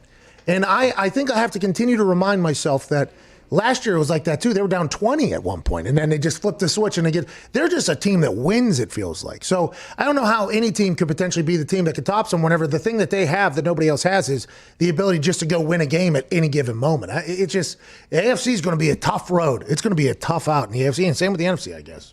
Well, it seems like whenever they need to win, the Chiefs are going to win. Sometimes they may flirt around and keep it close for a little bit, but Patrick Mahomes and the boys seem to always find a way. But going back to the Bills quick, I don't know if it's a true story or not, but didn't their governor Cuomo, wasn't he said he's coming to the game and they signed a petition to say stay away? Oh, yeah. So now he's not coming? Yeah, I would assume Bills Mafia, which is upper left of New York, okay? Yep. Who, upstate New York, has to, or that's Western New York. I don't think it's upstate New York. I think it's Western New York. Their entire lives in laws that they've had to live is completely because of lower right side of New York, which is nothing like. Yeah. I would assume that there would be some potentially pissed off Bills fans that because of New York's rules and policies, they haven't been able to have any fans, but they look at their, kind of the way their city's laid out and they start seeing other cities across, I don't know, just miles away or a couple other states away that have, thousands fans in there or whatever. It's a very interesting dynamic there, I would assume. Cuomo's pissed off everybody across New York. Doesn't matter if it's upstate, western, downstate, Long Island. He's pissed off all of New York. If the Jets somehow made some sort of noise, they'd even tell him to get the fuck out of New Jersey. The interesting thing there is that's coming from a guy that born and raised in New York. So, and he, I would assume talks to his family that's still back in New York. And also, if you look on the internet with old buddy, he decided to, cut promos every single night, right? I mean, he was sitting there every single night. A fucking book. I'll tell you what, that is a tough. I mean, that's very nice of him, to probably feel like he should give an update every single day. But at some point, that's probably going to turn on you, if I had to guess. Yeah, and it sounds like it has. Sounds like it has. I don't know why that is what you wanted to stop and talk about. Just if Cuomo was going to get into the building on. I was saying, I think it's another reason to pick the Bills because they are one family unit. The players, the coaches, the front office, and the fans are all one. That's why I feel really good about the Bills in this game now. So you're taking the Bills? I'm taking the Bills. I'm taking them to cover. Wow. 6.5 right now, or 7 maybe even. Absolutely. Do it. Really? You think that second half are going to be doing the MC Hammer? Ooh. You think they're going to be doing the? You think it's going to be done earlier? How do you? Man, that charcuterie board's getting me. There's a charcuterie board in the office, and the meats are getting me right now. But do you think it's going to be done early? You think they're going to blow them out? What do you? No, I don't know. I mean, I think they win by 10 most likely or more. And when I said that, I was joking about the video with Josh Allen, but I'm not completely because to be a stud quarterback in the NFL, you got to have some moxie. And Josh Allen, I wasn't sure when he came out from Wyoming if he seemed like from the outside looking in like a quieter guy that kind of shunned the spotlight. He seems to do all the right things, but his teammates love him. And when that happens, man, the quarterback is in on that kind of stuff. Like it's infectious to the rest of the team. I mentioned it earlier. Philadelphia Eagles team meeting night before NFC Championship. Meek Mill, Dreams and Nightmares comes on, and that entire team was bouncing around the team meeting room. Even fat old whites coaching were bouncing around to that thing. I'm like, well, this team seems very comfortable with where they're at. There's no pressure it feels like on them. They were underdogs that entire run or whatever, but it's one of those things where you see a team but we don't know if the Colts are also dancing. We don't know. We don't know if Phil Rivers is out there, you know what I mean? Fucking play scootin' boogie. You know, we don't know. We don't know what Phil's doing. And that's the only thing that kind of scares me with that whole thing. But it is interesting that the way the Bills seem to be playing incredible football. Right now. What if Phil Rivers tells the team too, like, hey boys, this is my last run. This is my last ride. Go out there and let's win this one for dadgummit Phil Rivers. Ray Lewis did that. Yeah. And the boys wouldn't won an entire thing. There's been a couple other players I think that have tried that, and teams have lost. Ooh. Hey boys, I'm retiring. Let's go give one more run. You got it, dude. One and done. Fuck them. Hey, retirement. Hey, we had a good run though, didn't we? Yeah, we did. AJ, you ever think about telling the boys when you were? No, I guess you played. Did you get hurt? How did it end? Hurt? Injury? When I got released from Green Bay, I'd come off of surgery, so it was like release with a waiver, hurt, whatever. But no, I mean, either way, I was getting released. No, I mean, I was done, and then I went back to Atlanta for a month just because I don't know. I didn't plan on doing it, but I did, and it was cool, man. I had a great experience. What was it? I knew I wasn't going anywhere after that. That's for sure. Was it body, mentally? What was it, you think? Yeah, I mean, I couldn't run the last 7 years. Like, I mean, I could, but like my knee is always messed up. Yeah. I shouldn't say my last 7. I should say my full 11. Like I told you, when I was 18, I started getting all the cartilage taken out when I tore my PCL. So I'm glad it did happen because I learned how to take care of my body through that.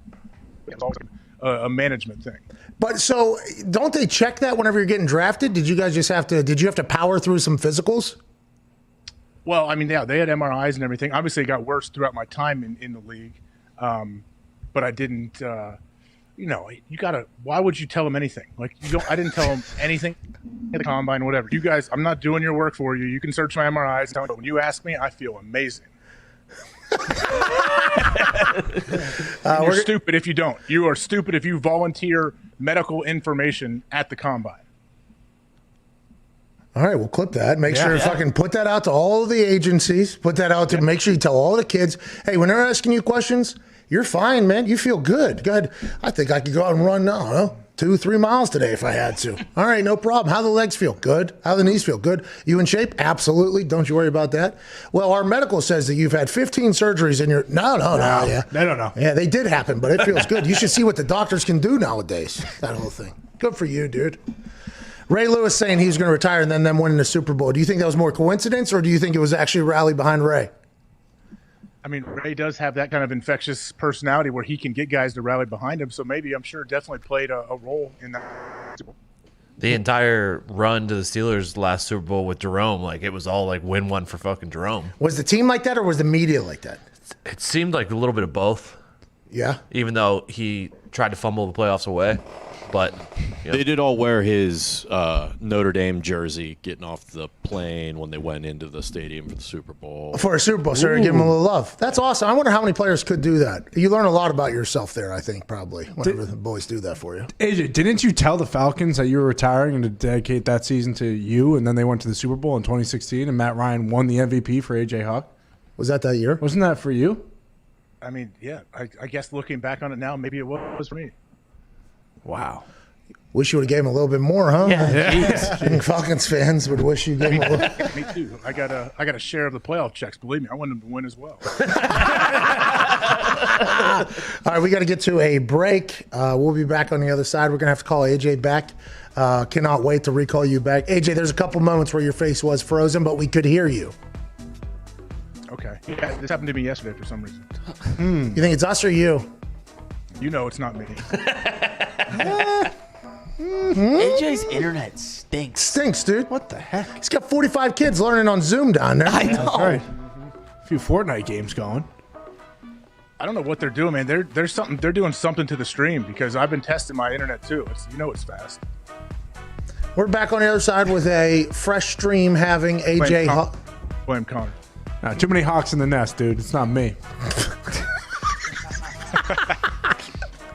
This is the Pat McAfee Show. Aaron Jones will be joining us in about 15 minutes. We will also answer some calls. 1-888-MAD-DOG-6. It's the Friday before Super Wild Card Weekend. Let's go ahead and enjoy this last 45 minutes before Chris Mad Dog Russo has Mad Dog Unleashed, which will be a much better show than this. This is the Pat McAfee Show. We're back in about 4 minutes.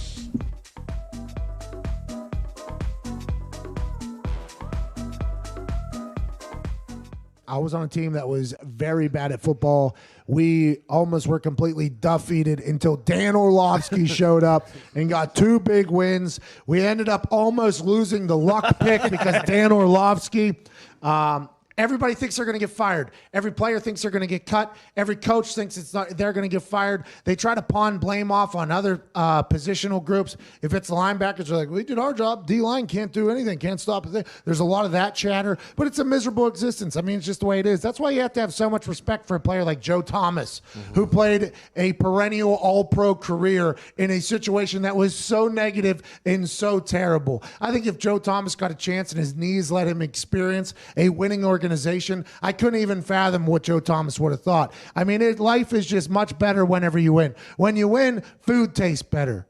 Drinks taste better. Sex feels better. Everything is better when you win. Winning cures all, they say. That's not just in the building and for a football team. That's in your life. Everything is just better when you win. And when you lose, especially when you're talking about some of the most competitive humans on earth, it is a nightmare. You got a lot of people trying to jump off the ship. You got a lot of people trying to figure it out. And whenever you're in a situation like that, it's just a full-blown nightmare for everybody. You got to think, when you get to the NFL, let's assume that the humans that make it to the NFL have had a lot of success through their lives. High school football, probably one good player, a guy who's going to make the NFL can lead a team to success.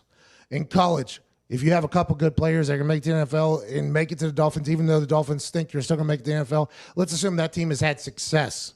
So then you get to a completely unsuccessful operation, a completely defeated operation, and then it's like, man, this is a whole new life for us. I'll never forget, I had a coach, special teams coach. I won't say his name because this is a terrible thing to say as a coach. We lost the game. It was back in the first regime. We were a good team. We lost the game, and everybody was moping. Like people were not happy that we lost the game the next day.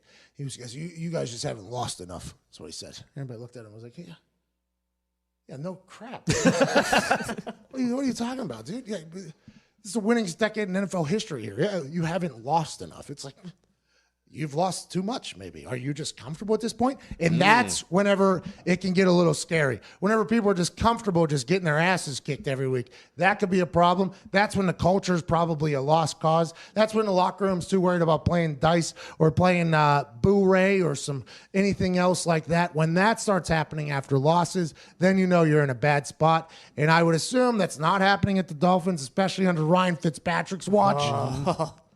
But maybe it is. I don't know. But that is a miserable existence. I am not a fan of that.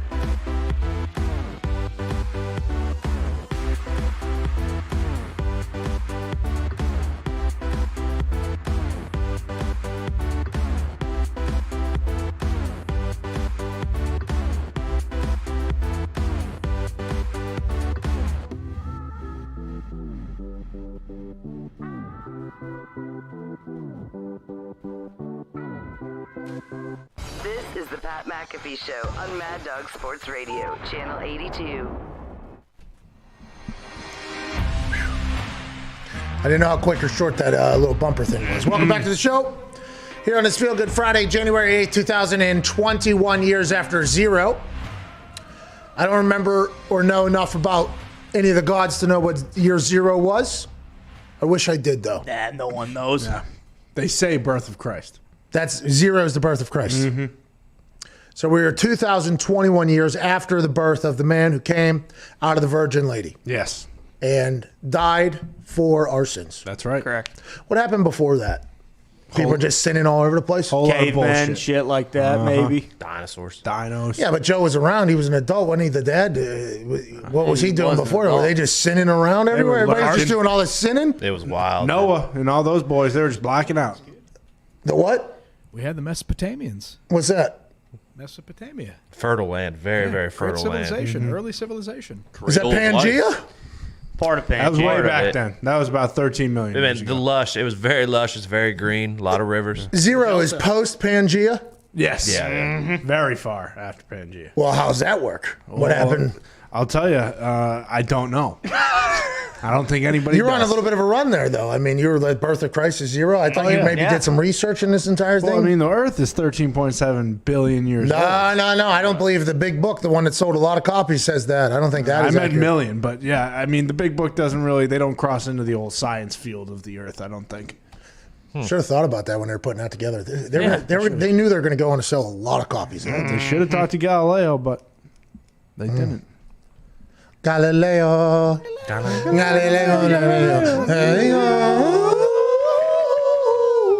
I see it. What's up, AJ, man? How's it going? AJ Hawk's here with us. Hey, I think it was. I watched a little bit of the Warren Sharp interview, and I started laughing at the little subtle things that always happen. I think it was either Connor or Ty. You started saying, you were asking about his mustache. You said, like, is that days, years, decades? And after you said decades, what? It was a Connor? Yeah, because by the way, when I heard it, I was trying to figure out what the next one was. Quarter century? I didn't even know. Like, I was trying to figure out. And by that point, Warren had already told us, like, he had it was like an awkward decade or more than a decade. I was like, okay. Yeah. There's some magical moments that happen there. And sometimes with a person on FaceTime not knowing that it's happening currently, I don't want to step in and be rude. How'd you feel about that guy? How'd you feel about Warren Sharp? That was my first time really understanding his entire history and everything like that. Goes from big, like, football junkie guy, applies his incredibly intelligent brain to football. Now he's giving advice to NFL teams in playoff weekend and all this stuff. It's amazing listening to that. I assume there's a lot of people that think they could probably do that, but I would assume that he's maybe one of one in this particular profession. Yeah, it seems like it. Especially, I think it helps coming from like a non-football background. He's such a listening to him speak. Like he's just all about the business. Like it's almost.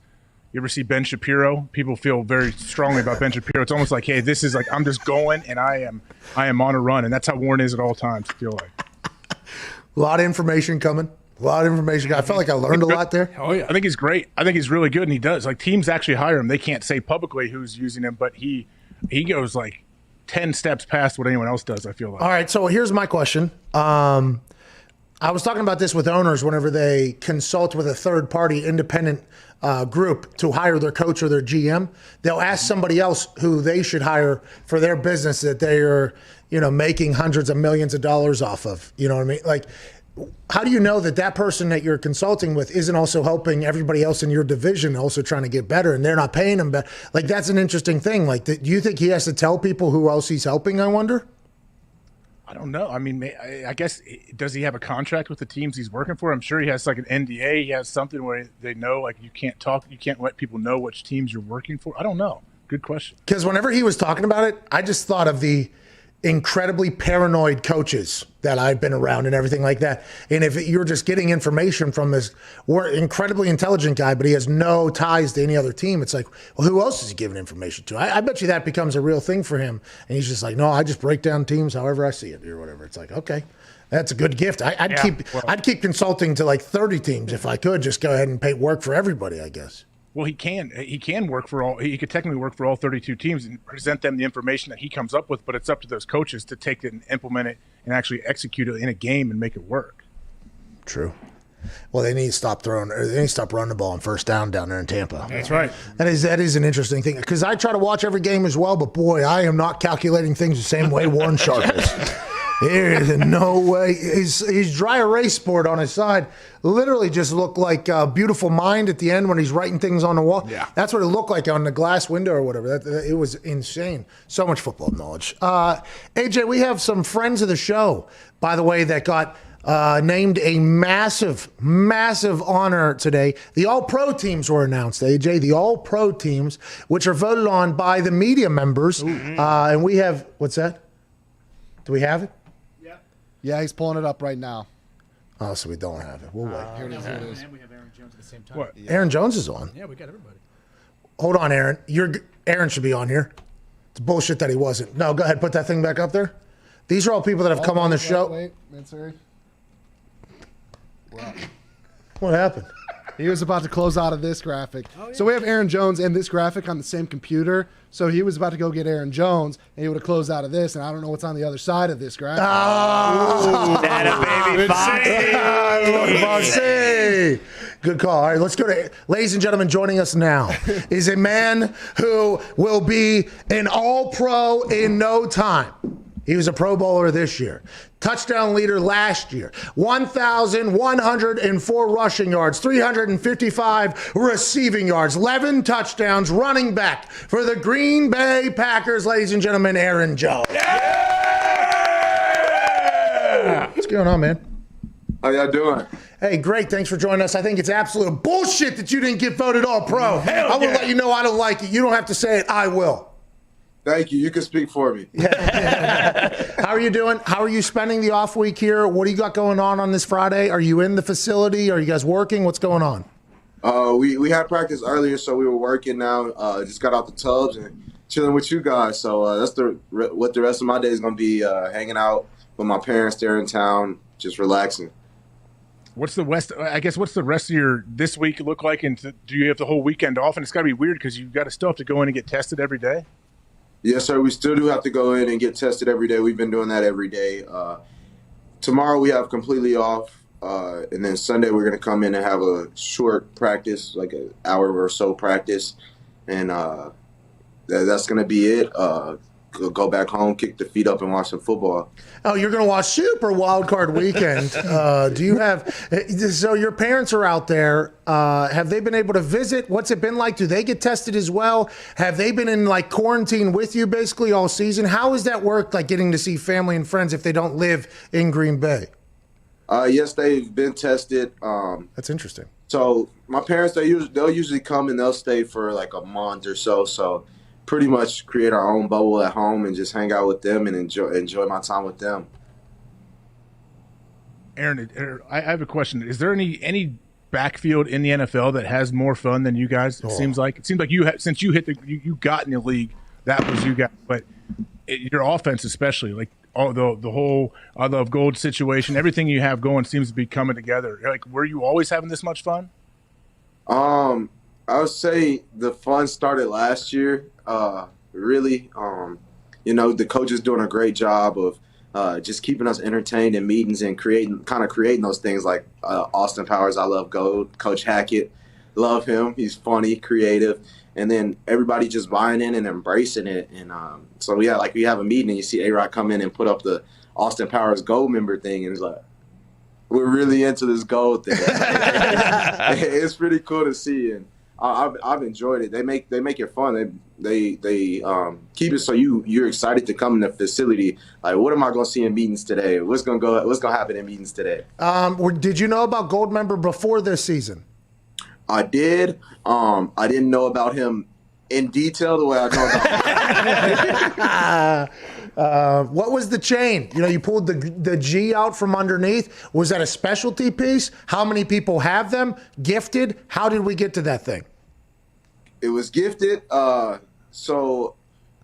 Family friend from who works closely with is from Gold Shop, who works with Gold Shop, had it sent to me. He was like, wear it. And I wore it, and I was like, a couple weeks ago, I think it was when we played Philly, I wanted to pull it out when I scored, but I was too tired when I got in the end zone. I was like, let me just get off this field. So I remembered once I scored and I pulled it out.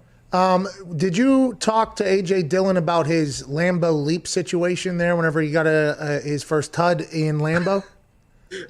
Definitely did. I tried to cut him some slack and give him a break. I said it was snow up there. It was a little wet. That your hand slipped. That's what it was. But then the second time, I mean, you can't make an excuse for the second time. Last had to push him up there, help him up there. Ty, what do you got? Aaron, you've played with fans and without fans this year, obviously. How big of an impact do you think it's going to be to have fans at Lambeau next week when you guys play? I think it's going to be huge. You get an extra source of energy. People are out there cheering you on, and it's our fans, and we know how our fans are. They show up and they show out. So they bring the energy. Them bringing the energy mixed with our energy that we've been bringing all season. With not having fans, I think is just going to be something special. Has that been like a heightened? He's Foxy putting himself over. Has there been a Foxy's running a contest, by the way, on Twitter to give away his $10,000? Thank you, Foxy. Hey, Aaron saying boy Foxy. Has there been conversations? Because you look at the defense, they were doing the train, I believe, or something of that nature, and then you guys always celebrate. Has there been a lot of conversation, or is it just understood like, hey, we have to bring extra energy? There has to, even if it's fake energy, whatever it is, we have to always have the juice. Has that been a conversation, or just kind of understood in the building? It's definitely been a conversation that we have to bring the juice. We got to create our own juice. It's quiet in those stadiums. The only way we're going to get going is from each other, is be self-starters. And so that's something that we did talk about early in the season. I think our guys have done a great job of just continuing to do that week in and week out. How different is it now when you're on offense, you don't have the fans, and you can hear everything? You can hear everybody communicating. We can hear the quarterback so well. Like, does it make it easier for you guys offensively? And what does scary ninja mean?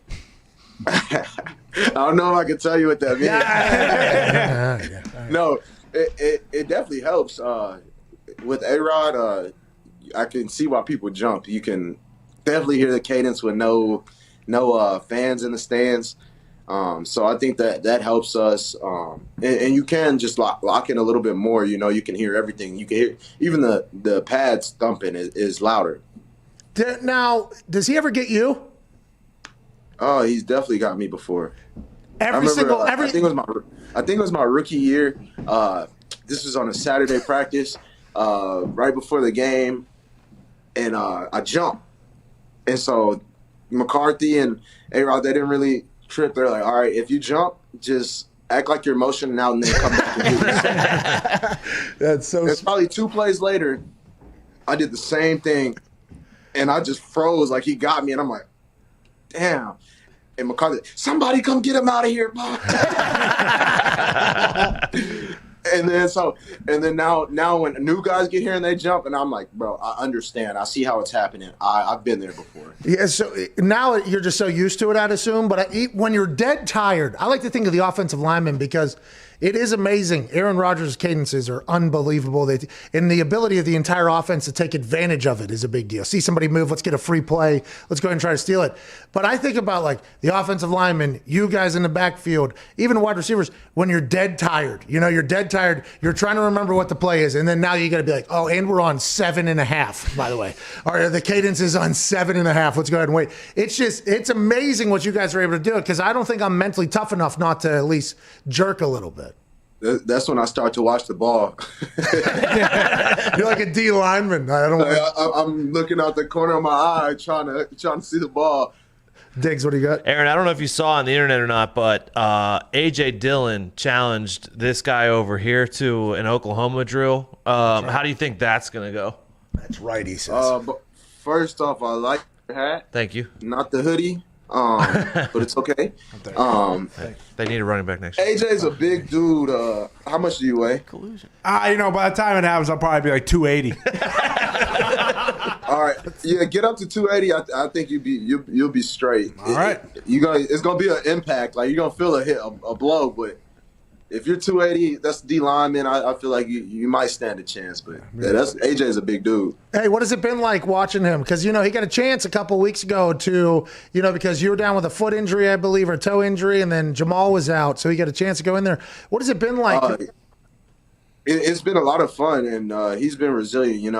He missed a lot of time due to COVID, and he just came back and didn't miss a beat. You could tell he was excited to be out there, and he's just waiting on his opportunity. And but it's nothing that he hadn't been doing in practice, nothing different. So we knew when he got the opportunity that he was going to take it and run away with it and do a great job, and which he did. You ever get him any applesauce? Guy loves applesauce, dude.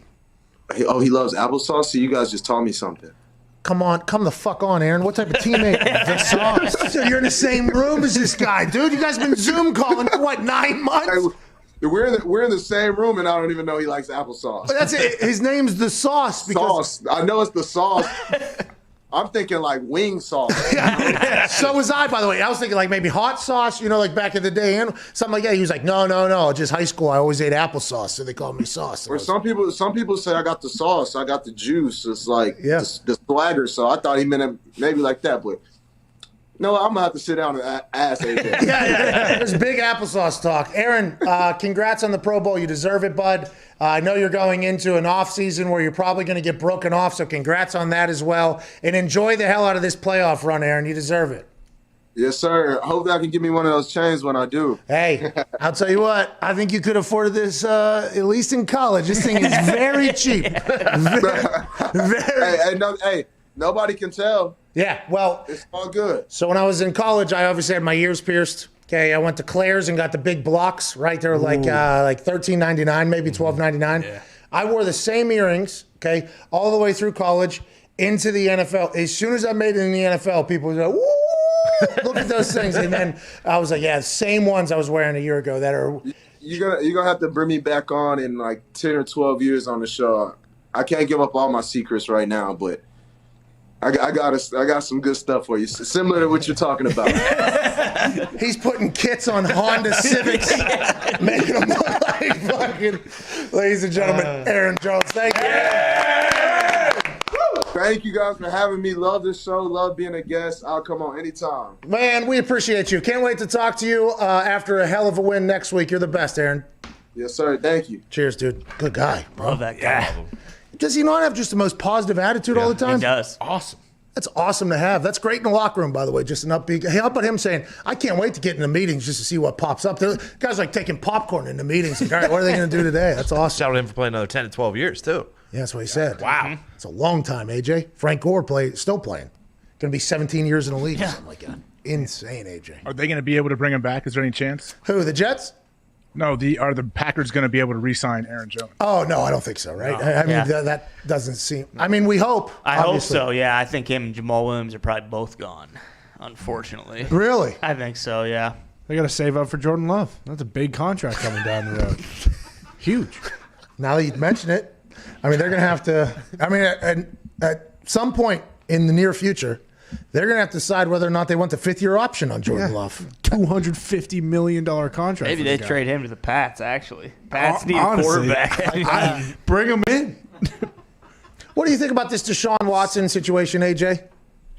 I don't know. I know he's upset about the GM hiring. Like, okay, my only question is how much access or how much influence did they tell him he would have before? Yeah, I think the expectations is the thing that we don't know about because we don't know who's leaking information how. If we could get to Instagram, to Schefter's post from last night, that would be cool if we could pull that up because I should have sent it in this morning or last night when I read it, but it was right after I got done, knocking out the guy that knocked me out in the Oculus Arena. So I was a little bit winded while I was doing the whole thing, and a little bit, I just gotten KO'd with one punch moments before that.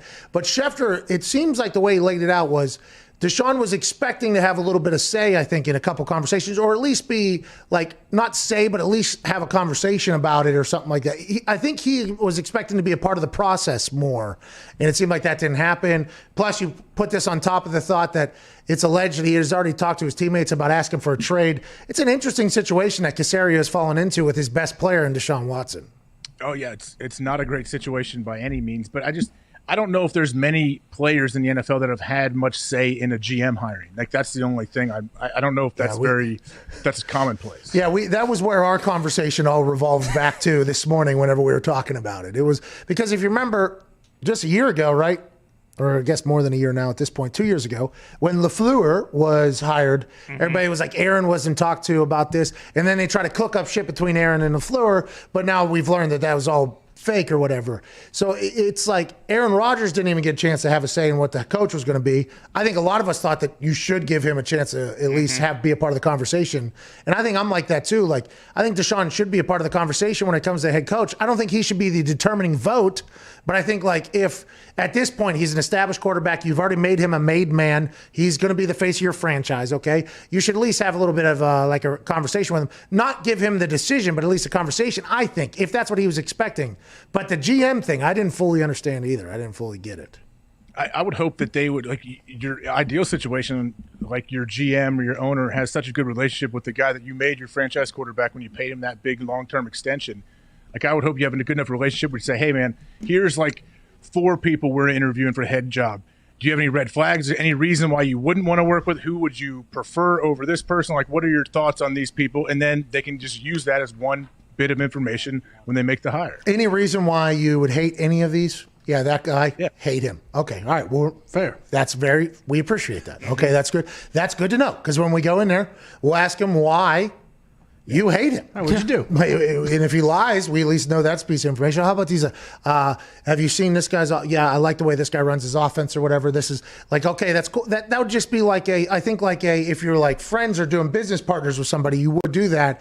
And I think if you look at Schefter's Instagram here, which I do believe we have here, Schefter on Instagram says, by hiring former New England Patriots executive Nick Caserio to solve a large set of problems within the organizations, the Houston Texans have created additional ones with star quarterback Deshaun Watson.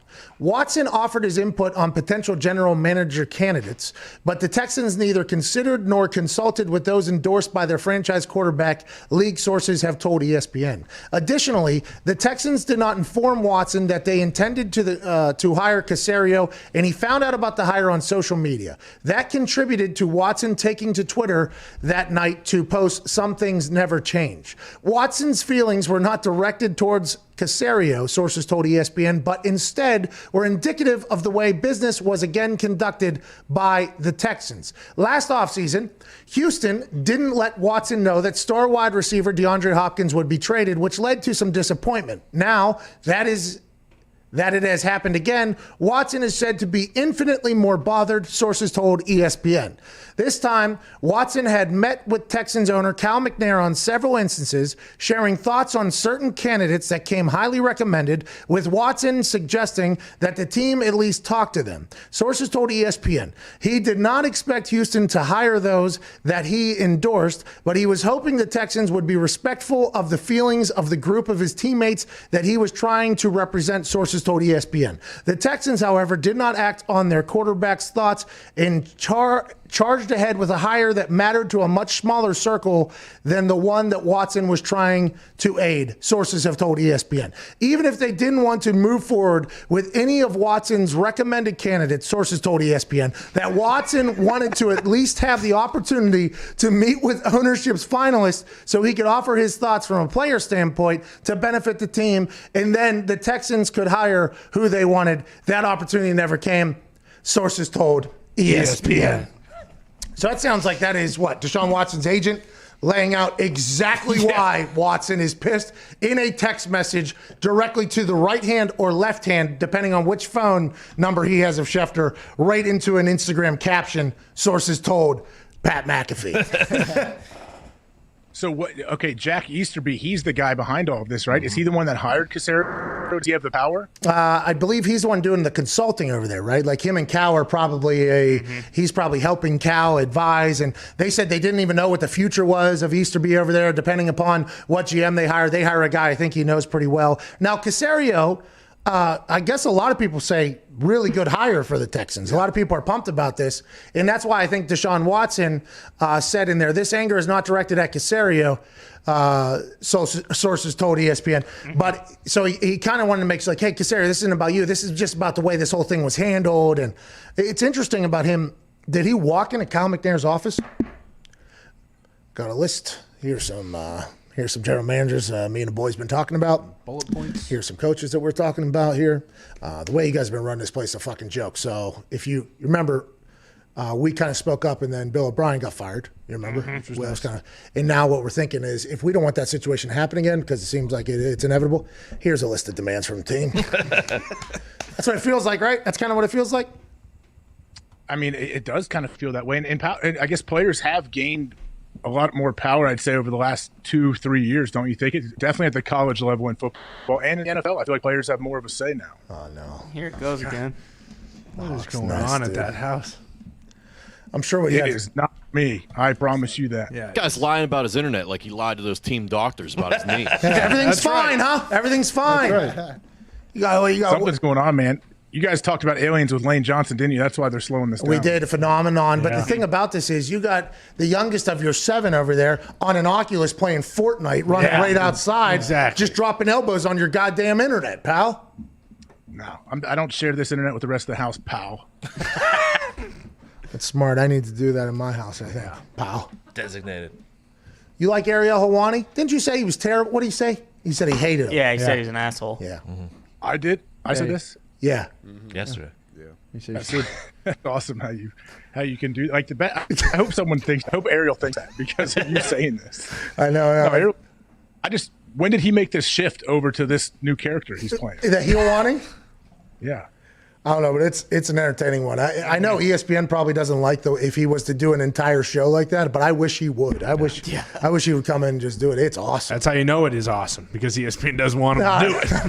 Okay, all right, let's go. Let's go to Mike in Chicago. We're gonna have to call you back. Just thumbs up, taking a fat rip of It's a that radio cigar. show. Cigar in mouth, thumbs up. What is it? Is it us, you think? We have too many computers? I checked. I just checked our internet speed. It's phenomenal. Oh, we got good internet speed, don't we? Well, I was dealing with charcuterie Friday. 1,000 up, 1,000 down. AJ's got his private sector up there so he can cover his boob browsing tracks. I mean, maybe he should look at who his internet provider is. Let's go to Mike in Chicago. Mike, what's going on? And the boys, Happy New Year. Happy Feel Good Friday. Hey, happy Feel Good Friday to you as well. How is everything going? Hopefully better than AJ's internet. What do you want to talk about, brother? Well, honestly, we know with how Tom Brady responded to Chase Young, but I honestly want your guys' opinion. Do you think he's going to Michael Jordan it and take it personally, or do you think he's just going to handle business? Thanks for listening to the show, Mike. Let's go to Brendan in Ohio. I actually did an entire comparison to The Last Dance. Oh, yeah. To Michael Jordan. Mm-hmm. And I even gave a pretty good little, like the group of humans that probably are up in that uber competitive range. Right. But I understand some people don't have time to watch the entire show, and I appreciate you calling, but I'm not good at just delivering that whole thing to a second time, because to be honest, I don't remember exactly what I said, but I remember it was pretty good. And I felt good about it. That guy. Jeez. AJ. Well, what do you know? Saboteur. Who would have guessed it? Saboteur. Who would have guessed it, dude? Jeez.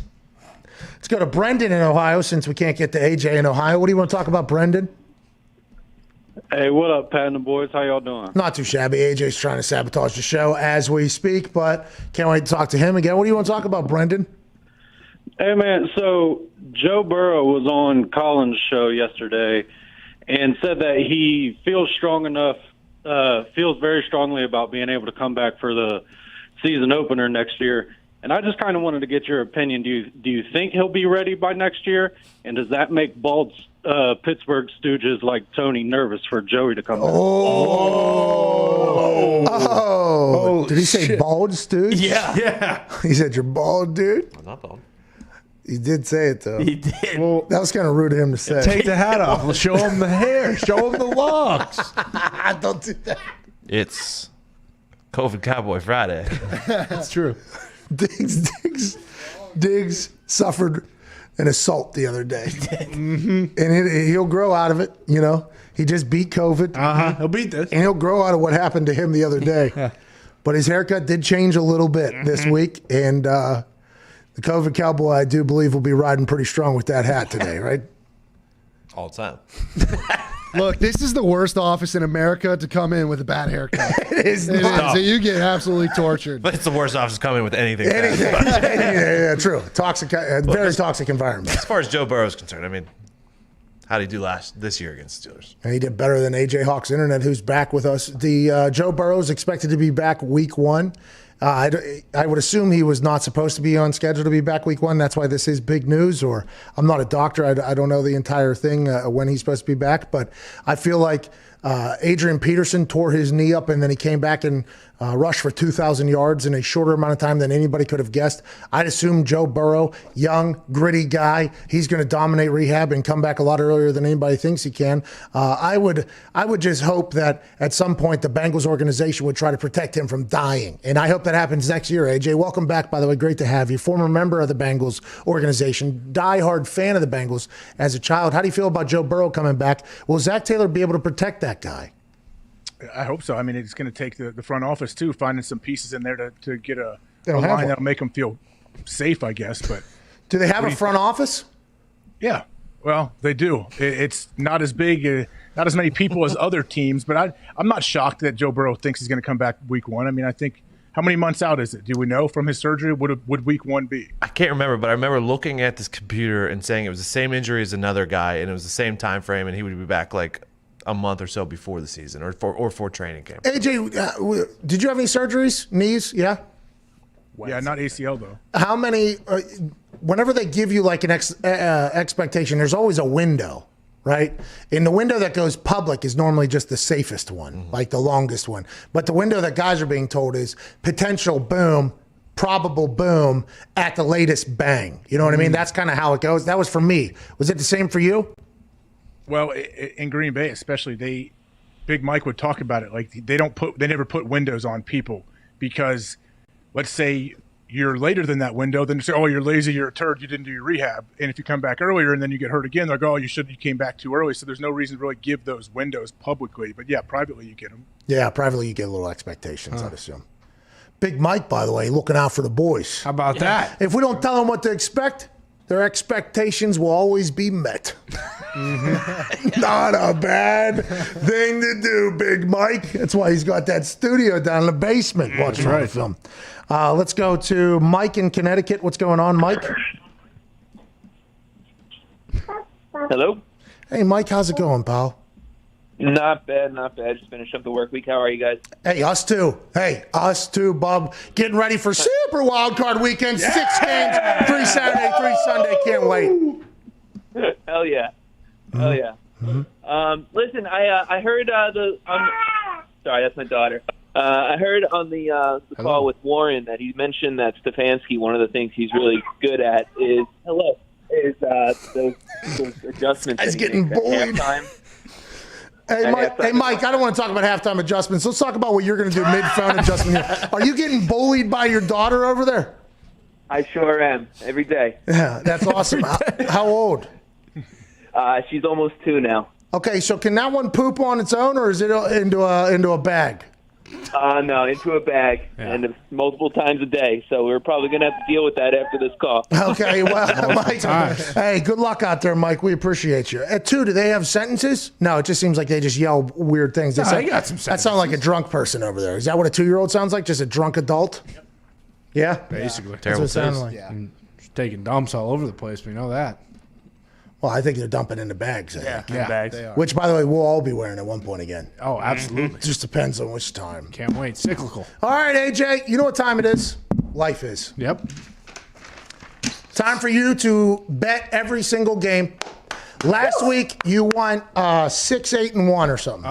Pretty terrible. 7-8-1. 7-8-1. 7-8-1. Jeez, the week before that, you did better, though. So you're damn near 50-50 right now, which, by the way, if you're above 52.4%, we realized you were winning money. Yep. Which you are going to be here. Colts Bills Saturday, 105. The Bills are favored by 6.5 points.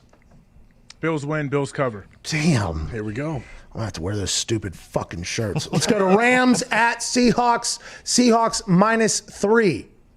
Whew. This one's a little more difficult, but Seahawks win and they cover. Yeah, I agree. I like that one a lot. Let's go, AJ. Bucks at Washington football team. Washington is at home and getting 7.5 points. The last time a team was at home getting 7.5 points was 10 years ago, I believe, to today, whenever the Beastquake took place with the Seattle Seahawks, and they got a dub.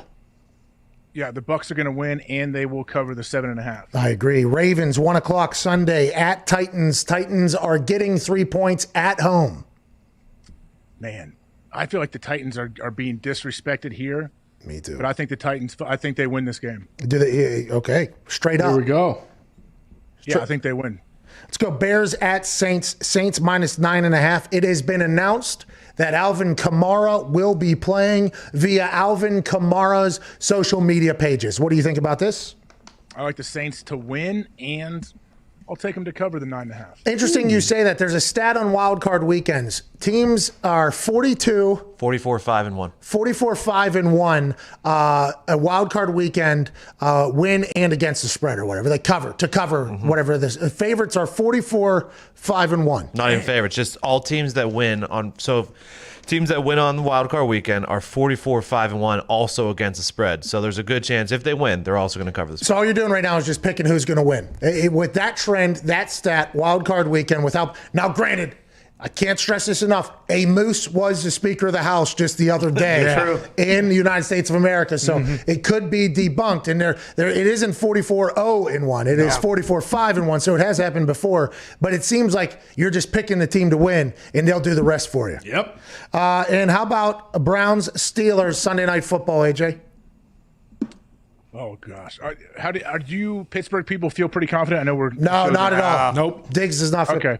I like the Browns to win here then. Okay. Browns to win, getting 6 points. We hope you have a super wild card weekend. We can't thank you enough for watching and listening wherever the hell you may be. To all of our guests this week, thank you so much to the boys. I appreciate your effort. Zito, we can't wait to see you again, I think, next week. Right. Diggs, congrats on COVID. Thank you. Chris Mad Dog Russo with Mad Dog Unleashed will be next here on Sirius XM. Have a great weekend. Let's make all the money from FanDuel. Chris Mad Dog Russo is in 6 minutes. Now, his show will be better than ours. Oh, yeah. That was off air, so the people in Sirius did not hear that. Who would be listening to his show? Sorry. Sorry. The AJ Hawk 16 parlay on FanDuel, $10 pays out $456.70. Okay. And by the way, I think I have a boosted parlay on FanDuel either coming out or plus 1,200. Plus, we're getting better points than what the current spreads are for nice. I don't know if it's been put up yet or not, but when it does, I will tweet it out. I feel good about it. A better point, a better spread. It is up. And a bigger boost. Let's go. 1,200. Yeah, it's a 14 parlay, though. A lot of things are going to have to happen. But I felt like playoff weekend had to get something, we can make some money. Juicy. Let's go big. Had to go something big. Hunch. Plus 12 hunch, and it has better spreads than what the actual spreads are right now. Getting some key numbers. Who do I got? Seattle? You have Seahawks minus 2.5. It was at minus 3. Yeah, big number there. Yep. Bucks minus 7.5. Okay, here we go. Same. Titans plus 3.5. Okay, we're getting that half on that back end there. And Steelers minus 5.5. They're getting a point there from the 6. So better spread and bigger boost.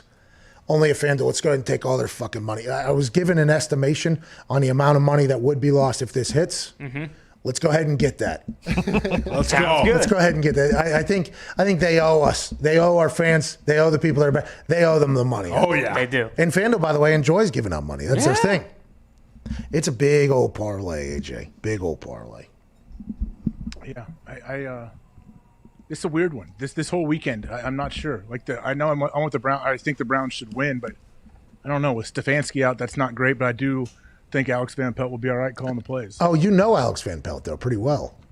Yeah, and I like what Stefanski said too. I just pointed a sheet and pick something and read, and I think he can do that better than me. So yeah. Is Alex Van Pelt also going to be the one deciding whether or not they're punting or going for it or kicking a field goal? I don't know. What are the rules on Stefanski? Can they have like a direct line to him somehow? I don't think he's allowed to do anything. No. And we were not happy about it. We wanted hazmat suits. We wanted a booth. We wanted a suite for him all by himself up in the stadium. They're not selling any tickets. There would have been put him up in the top row. Yeah. Come on. Put him up in the top row. Let him do. We thought, I don't think there's going to be any connection to Stefanski. They bent the rules against the Steelers all year, so it could happen. Gumpy's not happy about the Browns. He's not. No. Gump, why aren't you happy about the Browns, dude? Took his playoffs. A super wild card weekend, and this is what we're dealing with. Dolphins would have had this happen. Yeah, we know that. We'd had Chan Gailey snoozing in the booth. All right. All right. Fitzmagic not going to be a Dolphin next year. He's going to be a Patriot. You really want that to happen? Oh, yeah. He went to Harvard. He wants to come home. He knows it. He's been in Miami, dude. Things I are- know. He had that taste. Well, we see him. We saw him down in Atlanta at Topgolf. He's like, oh, I love golfing every single day. Yeah. Massachusetts, you don't golf for what, 8-9 months? It's like here, Indiana, you can golf about a month and a half a year. Well, he can go down to Florida on the bye week. You know, I enjoy it. So there. now he has to move his entire family down to somewhere. Well, no. I mean, he already has a house in New England. He loves Massachusetts. They got a shrine built for him at Harvard. Did they really? Him and Juice, yeah. Kyle Juszczyk. Did they win? Yeah, they won a lot. They won the Ivy League? I would assume they did. Oh, yeah. I would they did. assume Ryan Fitzpatrick won the Ivy League MVP numerous times. When Juszczyk was there, I almost believe they won 4 straight.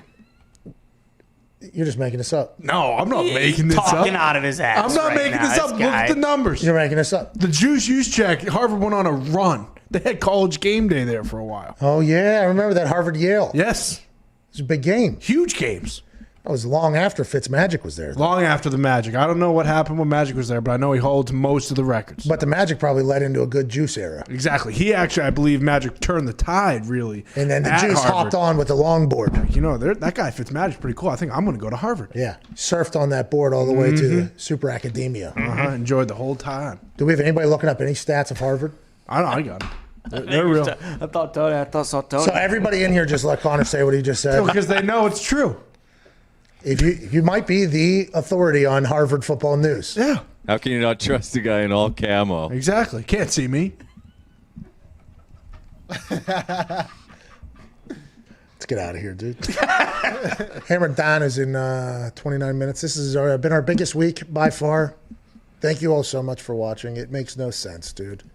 I appreciate even if you search this channel and you watch every single day with us, I am so thankful. There's so much other shit you could do, and I'm too lazy. I wouldn't do it. So the fact that you guys do it, I am very, very grateful. We are very, very grateful. We will continue to try to put on an above-average show for you. Some days are going to stink. Some days will be awesome. The fact that you're along for the ride, we are very, very grateful for. This offseason, we've been throwing around ideas in the office about what we're going to do this offseason. I am pumped. Yeah. Hell yeah. We're thinking about me maybe taking live bats from CC Sabathia during the show. CC Sabathia, by the way, does not know that we were thinking about this. These are just ideas that were thrown at a dry erase board during the show. Me mic'd up. So could it technically be any retired Major League Baseball pitcher? Yeah, but in the idea when it was originally pitched, it was Clemens, I think, first. And then I was like, I don't even know what that guy's up to. And then I thought CC Sabathia would be much cooler. There's just a big guy bringing the hammer down. And then you have to assume that he probably does not want to pitch at all. So we would take any ex-professional pitcher, I do believe. Yeah, but if you can get the big walrus, that's who you're Yeah, that's getting. who we would like. Yeah, for sure. During the show, welcome back to the Pat McAfee Show. I am batting lefty this time, and I think we just do it the entire time while interviewing somebody, maybe. Maybe even while interviewing somebody, make it happen. You think he throws one at my head? Probably. Maybe. I'm going to wear one of those masks. Oh, yeah, Oh, big the ones. chin guard, The yeah. full fucking thing. Smart. But that's just one of the ideas. Because when football dies, what the fuck are we going to talk about? I mean, the NFL never dies. Okay, the NFL never dies. There's always going to be drama spinning or whatever. But how much Real Housewives of the NFL can we talk about and keep it entertaining? What do you got there? Do you remember at one point this year, and I just saw it on the internet, we did have a segment about Cole Beasley changing his number back to number 11. Oh, yeah, and how that was going to win for the Buffalo Bills. It was on and look where we're at right now. Will and behold. They're number 2 seed in the AFC. Nailed it. That's what I'm talking about. I mean, but in February when they trot those 18 different types of aliens out onto a big old stage, I mean, we can talk about that forever. Yeah, we'll talk about the potential, who should draft which one. Yeah, the Galactic Federation. What position they should play. Are they going to be an expansion team? We'll have a month of draft coverage for sure. At least. And we'll do all the research on all the guys getting fucking drafted. Oh, yeah. By the way, congrats Presley Harvin winning the Ray Guy Award last night. Georgia Tech. He bombs balls. He'll be in the NFL. Excited for him. Congrats. Awesome. He might be the first Ray Guy winner that ever actually won the NFL. Ooh. Go ahead. Also March Madness. I mean, March Madness Oh, it's right here in Indianapolis. But you know what? Might as well be in Canada because it's going to be in a bubble. Nobody's going to be able to. So it's here. But we definitely care about that for a week. Yeah, we'll for sure talk about that in March Madness. Aren't we in the bubble? Not really. No, because I think what you do, like whenever you just drive to, and then you come back, I don't think you're as getting tested as regular as that. But we're all in a bubble per se. That's true. but there's little bubbles inside of bubbles, like parenthesi inside of parenthesi. The galaxy. Yeah, in our particular bubble here in Indiana is not. I mean, it's in Indiana, but their bubble I think is a bit tighter. Yeah, tad bit.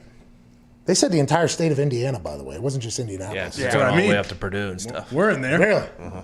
Could have put a dome over the city. No, it's the state would be with what we were just referring to, but they I think they are going to have people probably in hotel. We got a court right out here. We do. Yeah. Turn that son of a bitch sideways. At least practice. Well, by COVID does. Whatever. Yeah. Wear gloves. Follow protocols. Absolutely, dude. I don't have basketball. All right, this show stinks. Have a great Super Wildcard weekend. Hammer Dons in 25 minutes.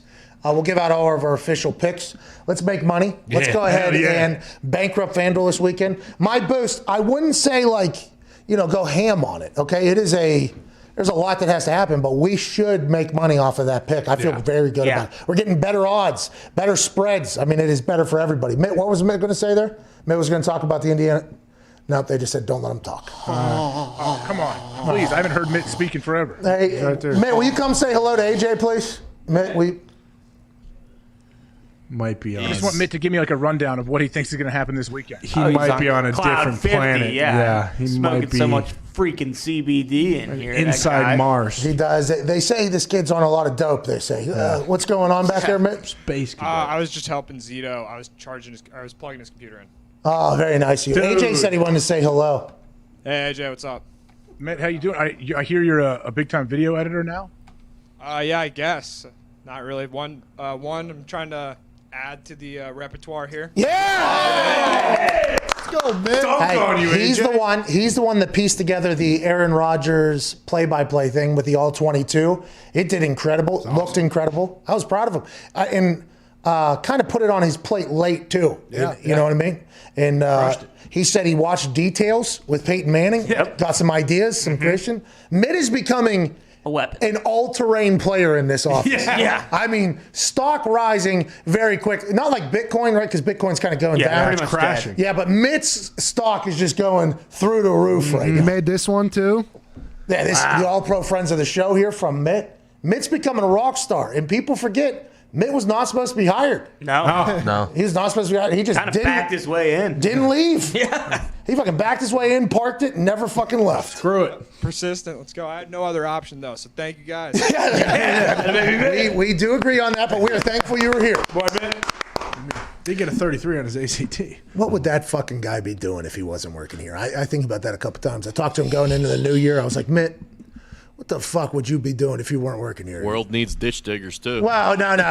Working Mitt's the front way, desk at a gym. Mitt's way too handsome to be. Yeah, exactly. That's exactly where he would Consultant NFL teams. What do you guys be. Like mean? Warren Sharp potentially. Yeah.